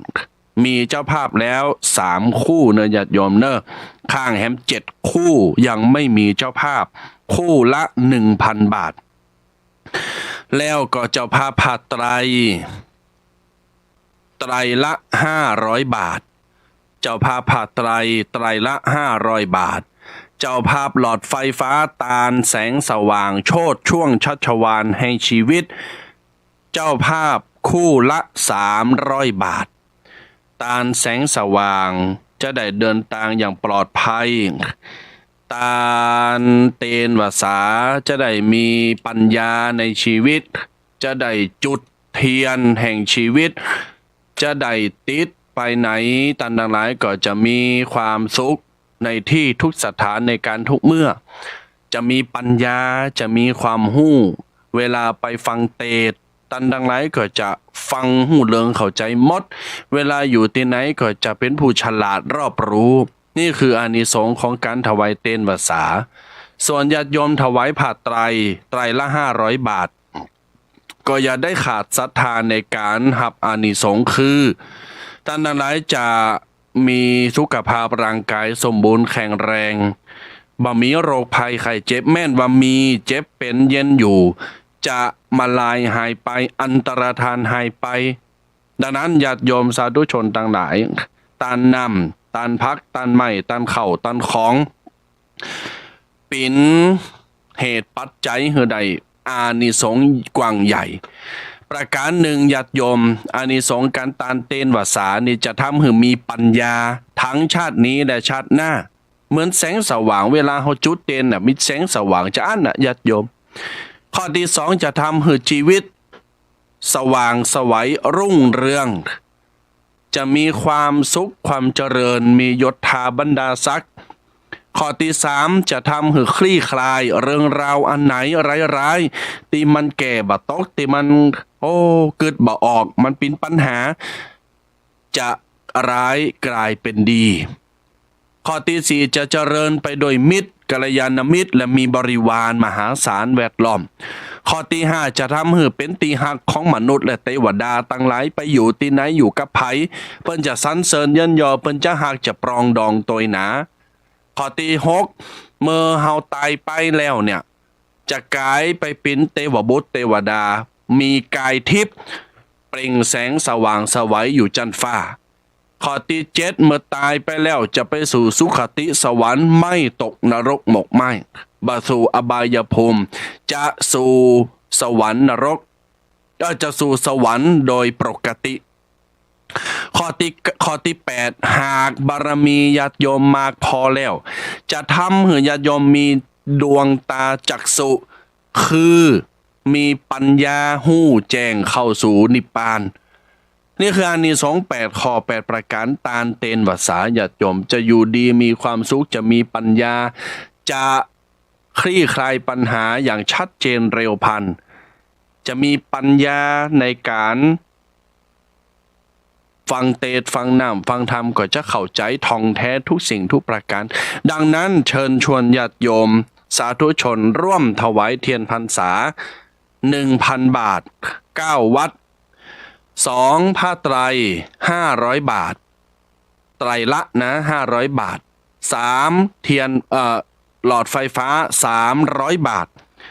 เต้นภาษายังบ่มีเจ้าภาพ7คู่ไม่มีเจ้าภาพก็สามารถแจ้งความประสงค์ได้เบอร์หน้าไม้เบอร์ด่วนดังนี้062 541 3642 062 541 3642อันนี้เป็นเบอร์เฉพาะวันนี้เท่านั้นนะเบอร์หน้าไม้เนอะญาติโยมเนอะเบอร์ด่วนเบอร์ฉุกเฉินภัยมีอย่างจะสอบถามจะติดต่อก็เจริญพรได้โทรมามาจากันหรือญาติโยมจะตักตายจากันในเรื่องของสารธรรมนำธรรมคำสอนที่ไปเข้าใจบ่เข้าใจฟังจากที่ไหนรายงานมาได้สภาพอากาศปิ้นจะได้แต่คืนนี้ฝุ่นตกบังนะสะปุงป่าช้างนี่นะตึงลมกันโชกตึงฟ้าแม่ฟ้าห้องฟ้าผามีหมดแต่คืนเนี่ยภายใน1 ชั่วโมงจบทันทีเหมือนเปิ้นปิดไฟปิดสวิตช์ไฟปั๊บหายแซบทันทีว่าโอ้ญาติโยมสาธุชนตกมาก็ฮ้อนอย่างเก่าเนี่ยธัมโมสังโฆอรหังพุทโธ เนาะบ้านไหนเมืองไหนที่ไหนตกพองก็โทรมามาจาเนอญาติโยมเนอ062 541 3642 062 541 3642 ที่ต้องย้ำมันบ่อยๆเพราะว่ามันเป็นเบอร์ใหม่มันเป็นเบอร์หน้าใหม่ด่วนฉับพลันทันด่วนเพราะบางครั้งบางทีญาติโยมจะโทรบัดติดหรือว่าอาจจะยังไม่ได้จดอีกเนาะ062 541 3642เนอะญาติโยมศรัทธานาบุญปออมไม่ออกหมู่เฮาเจ้าข้าตั้งหลายต้องขออนุโมทนาในกุศลจิตศรัทธาของบรรดาญาติโยมสาธุชนตั้งหลายตีขวนขวายมารวมกินรวมตานกันในเรื่องต่อไปเตียตมภาพในคณะรอสายพี่น้องศรัทธาท่านผู้ฟังที่จะโทรมาก็ดีติดตามรับชมและติดตามรับฟังก็ตามสามารถ โทรมาได้เรื่อยๆเนอะในคณะตีตมาภาพบรรยายหรือว่าอูอยู่ก็ได้0625413642นะมี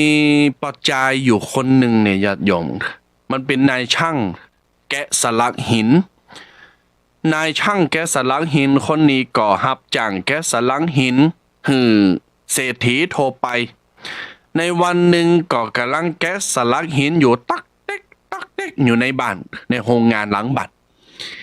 ได้ยินเสียงขบวนแห่ต้มตั้มตั้มติ้มตุ้มเนี่ยแห่มาไก่หน้าบ้านจะกายหน้าบ้านชายคนนี้โดยความที่ไข่หู้ไข่หันว่ามันปิ้นขบวนอย่างเอาตาไปสอดส่องพอไปเมนพอปรากฏว่าปิ้นขบวนแห่ของเสนาบดีถ้าปิ้นในสมัยนี้ก็คือรัฐมนตรีผู้มีอำนาจมีบารมีมีวาสนานั่งอยู่บนสเลงคันหามมีคนหามและนั่งอยู่ตั้งบนในขบวนแวดล้อมด้วยบริวารมีปาดกองวงมีขบวนแห่ติงนองช่ำมีคนเยินยอสรรเสริญโอ้สบายนายคนนี้ก็หันแล้วก็ไข่ปิ้นเสนาบดีมหาเศรษฐีโดยบุญที่สั่งสมมาจากภพปังก่อนเวลากึดอะไรยังก็จะได้จะปิ้นสิ่งนั้นนายคนนี้ก็กึดว่าฉันไข่ปิ้นเสนาบดีจังเลยสบายขนาดหอนั่งบนสเลงคานหามต้องอิดต้องมอยยังจ้องก็มีคนกลางน้ำก็มีคนเสิร์ฟคนถวายโอ้ผมต้องเตมต้องฮ้อนโอ้ไข่ปิ้นหอจิตไปสื่อถึงเทวดาก็ปิ้งกลับกลายเป็นเสนาบดีไปนั่งอยู่บนคานแห่คานหามบนสเลงต้มตั้มปิ้นเสนาบดีสมใจแล้วญาติโยมพอปิ้นเสนาบดีสมใจแล้วผ่านไปแห่ไปต้มตั้มไปเลยมันฮ้อนจ้องติกางก็เอาอยู่มันก็แงนพอไปฟ้าโอ้แดดนี่ฮ้อนแต่ฮ้อนว่าเฮ้ยขนาดจ้องโหลงนี่ก็ยังเอาอยู่แน่ยืดแต่ว่าลำเลิง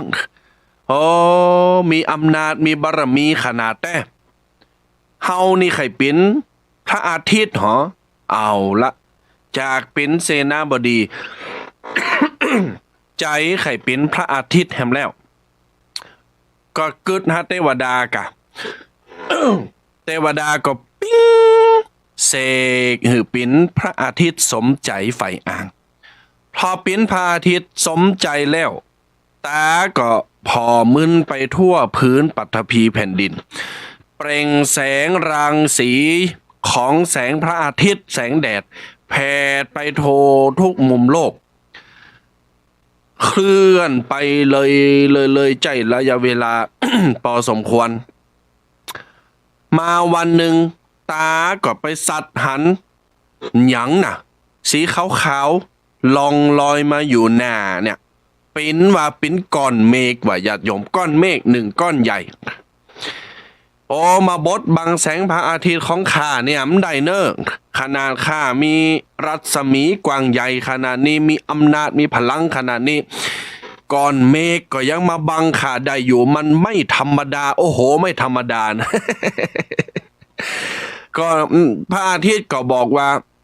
เทวดาบัดเดี๋ยวนี้ขนาดมีแสงสว่างแล้วเนี่ยก็ยังก้านพระอาทิตย์อยู่แต่นั้นขอยังก้านก่อนเมฆอยู่แต่ดังนั้นขอเสกคือปิ้นก่อนเมฆกันเหรอปิ้งเทวดาก็เสกคือไปปิ้นก้อนเมฆพอปิ้นก่อนเมฆสมใจแล้วก็ล่องลอยไปทั่วนภาอากาศล่องลอยไปเลยวันหนึ่งฝนตกแปรโตะเก่าปิ้นสายฝนตกพั่มย่ำขึ้นแนวนี้นะฝนตกน้ำนองน้ำไหลในขณะที่น้ำไหลเนี่ยน้ำตีก้อนเมฆมันกลั่นฝนออกมาไปติดไปคัดอยู่ตีมวลก้อนหินก้อนใหญ่ ติดคัดอยู่ในมวลก้อนหินก้อนใหญ่มันไหลไปมันผ่านไหลไม่ไหนมันจะต้องอ้อมพอมันหันอย่างนั้นแล้วก็พอใจให้มาโอ้บาเดียวนี้ข้าปิ้นไซข้า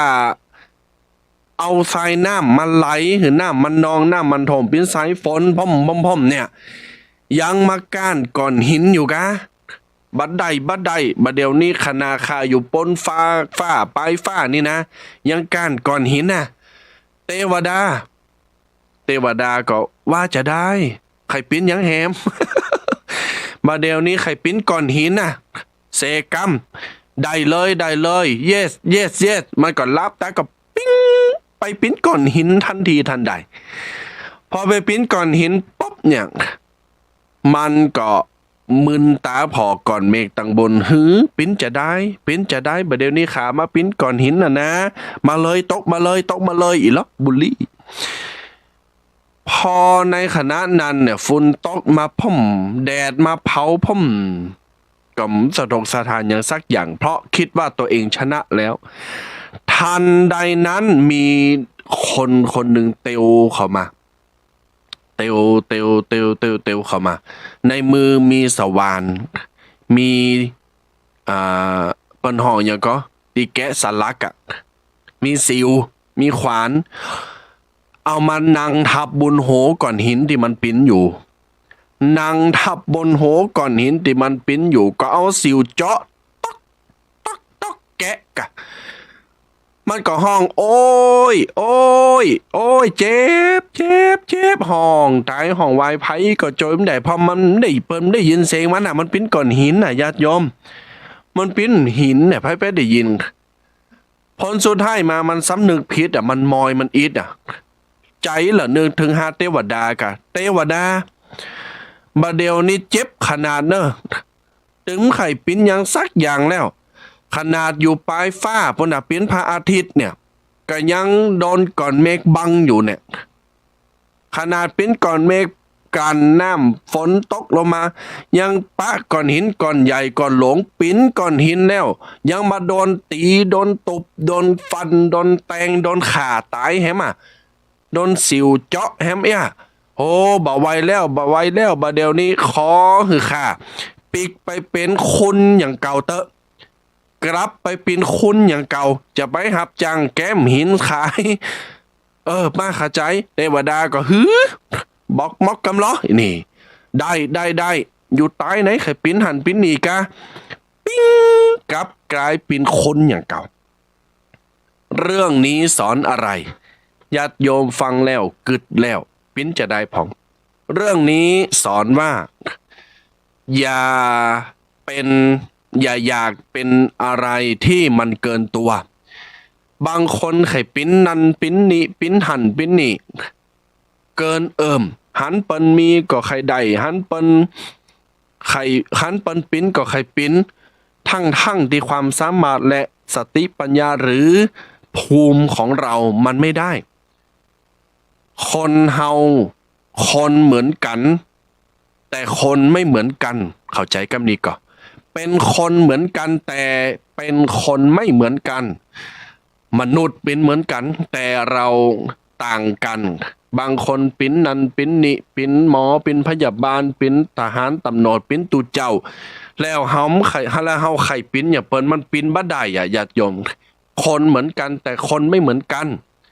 ดังนั้นเฮาจงพอใจในสิ่งที่เรามีอยู่พอใจในสิ่งที่เราเป็นอยู่ในขณะนี้ณปัจจุบันขณะเป็นอะไรให้ดีใจให้พึงพอใจทำอันมันจะอิดมันจะมอยจะคำเคโตเก่าบ่ได้ปิ้นนันปิ้นนิถึงเวลามาก็มอยอิดโอ้ปีกมาเป็นคนอย่างเก่าฮันญาติโยมสาธุชนตั้งหลายเรื่องนี้ซ้อนได้ดีขนาดนะถ้าใครตั้งใจฟังเอาละญาติโยม25 นาทีสุดท้ายจะบายแล้วเนอะปุ้นปะกันแฮมกรรมเกาะเสาร์อาทิตย์หน้าก่อนวาษาวันที่29วันเสาร์หน้าเป็นวันศีลญาติโยมเนอะเป็นวันศีล8 ค่ำ แล้วก็วันอาทิตย์วันที่30ก็ฮัดได้ฟังกันอยู่ก่อยๆพอติดตามกันไปญาติโยม062-541-3642มีอะหยังก็ขะใจโทรมาหน้าไมเนอร์ถ้าปิดรายการถ้าจบรายการแล้วศรัทธาสาธุชน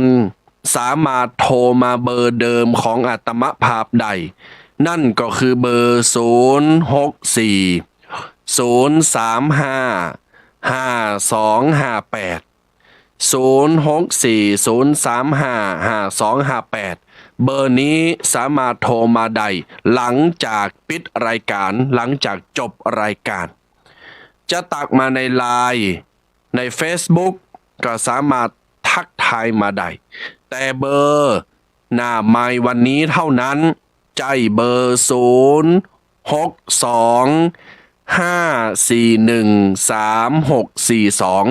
อันเนี้ยถ้าญาติโยมจะโทรมา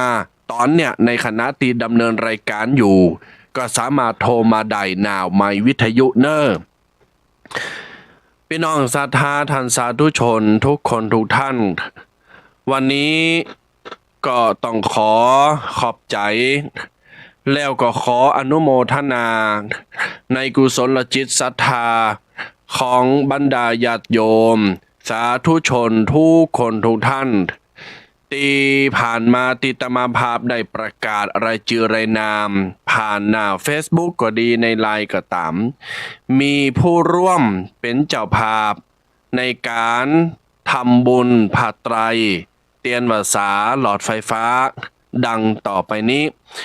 เจ้าภาพเตียนวสามีแม่สีพันจิตตาดู1 คู่ 1,000 บาทคุณวราพรทาทง1 คู่ 1,000 บาทส่วนผ้าไตรมีเจ้าภาพดังนี้นายพัฒนานางชวีวันนายเอกนรินทร์นางสาวสรัญญาลาแก้ว1 ไตร500 บาทนายพัฒนานางชวีวันนายเอกนรินทร์นางสาวสรัญญาลาแก้วเพิ่มเติมมาอีก1 ไตร500 บาทครอบครัวแม่บัวเครือชูชาติ1 ไตร500 บาทปอนิรันต์แม่จันฟ้องชัยลา1 ไตร500 บาทนายชวนากรนางวารีนาเด็กชายชนะชนชัยลา1 ไตร500 บาทนางสาวอนัญญาทาทงนางสาวทวันรัตน์ศรีพรหม1 ไตร500 บาทครอบครัวแม่คำใบยองจา1 ไตร500 บาทครอบครัวปอไหม แม่พิมพ์ทองจิโนคุณ1 ไตร500 บาทครอบครัวแม่เจริญศรีนันตนะ1 ไตร500 บาทครอบครัวแม่เกศรวงเล็บสิริพงษ์พร้อมลูกหลาน1 ไตร500 บาทอันนี้เจ้าภาพผ้าไตรเนอร์ญาติโยมก็สามารถให้หอมทำบุญกันได้ส่วนเจ้าภาพหลอดไฟฟ้าคู่ละ300 บาทมีนางสาวปทุมวงคำ300 บาทแม่พิมพรจันคำนายพานุวัฒน์จันคำ300 บาทแม่ผ่องศรีนายอาคมเขินคำ300 บาทนายพัฒนานางชวีวันลาแก้ว300 บาทแม่คำมาบุญเท่าวงจังหวัดเจียงไฮ้300 บาทปอนิรันต์แม่จันฟ้องชัยลา300 บาทนายชวนากรนางวารีนาเด็กชายชนะชนชัยลา300 บาทนางสาวมนทาวันทาทงนางสาวจิระนันมาลาทง300 บาทแล้วก็มีนางสาวบุภาจิโนคุณ300 บาทอันนี้เป็นเจ้าภาพในการหับเป็นเจ้าภาพเตียนวสาผัดไตรจีวรแล้วก็มีหลอดไฟฟ้าดังนั้นญาติโยมสาธุชนทั้งหลายหลังจากจบรายการไผตีจะโทรมารวมกินรวมตาลหับเป็นเจ้าภาพให้หอมจำนวนกี่บาทก็ได้หรือจะทำบุญก็กานำกาไฟ9 วัดจากกี่บาทญาติโยมก็สามารถแสดงจิตจำนง มุ่งตรงในการทำบุญใดแล้วแต่จิตศรัทธาบ่ได้บังคับเน้อญาติโยมเน้อแล้วแต่ญาติโยมเน้อเฮาเอาบุญมาฝากแล้วนะเอาบุญมาหือแล้วทำบุญตานเตนเก่าวัดจังหวัดนครสวรรค์วันที่เก่าวันที่10กรกฎาคมพวกวันฮือที่จะแผ่วที่จะเถิงเติงนี่เน้อเจิญบ่แม่ศรัทธามากินมาตานด้วยกันเน้อไปกินไปตามโดยการให้หอมกันได้ตามจิตศรัทธาก็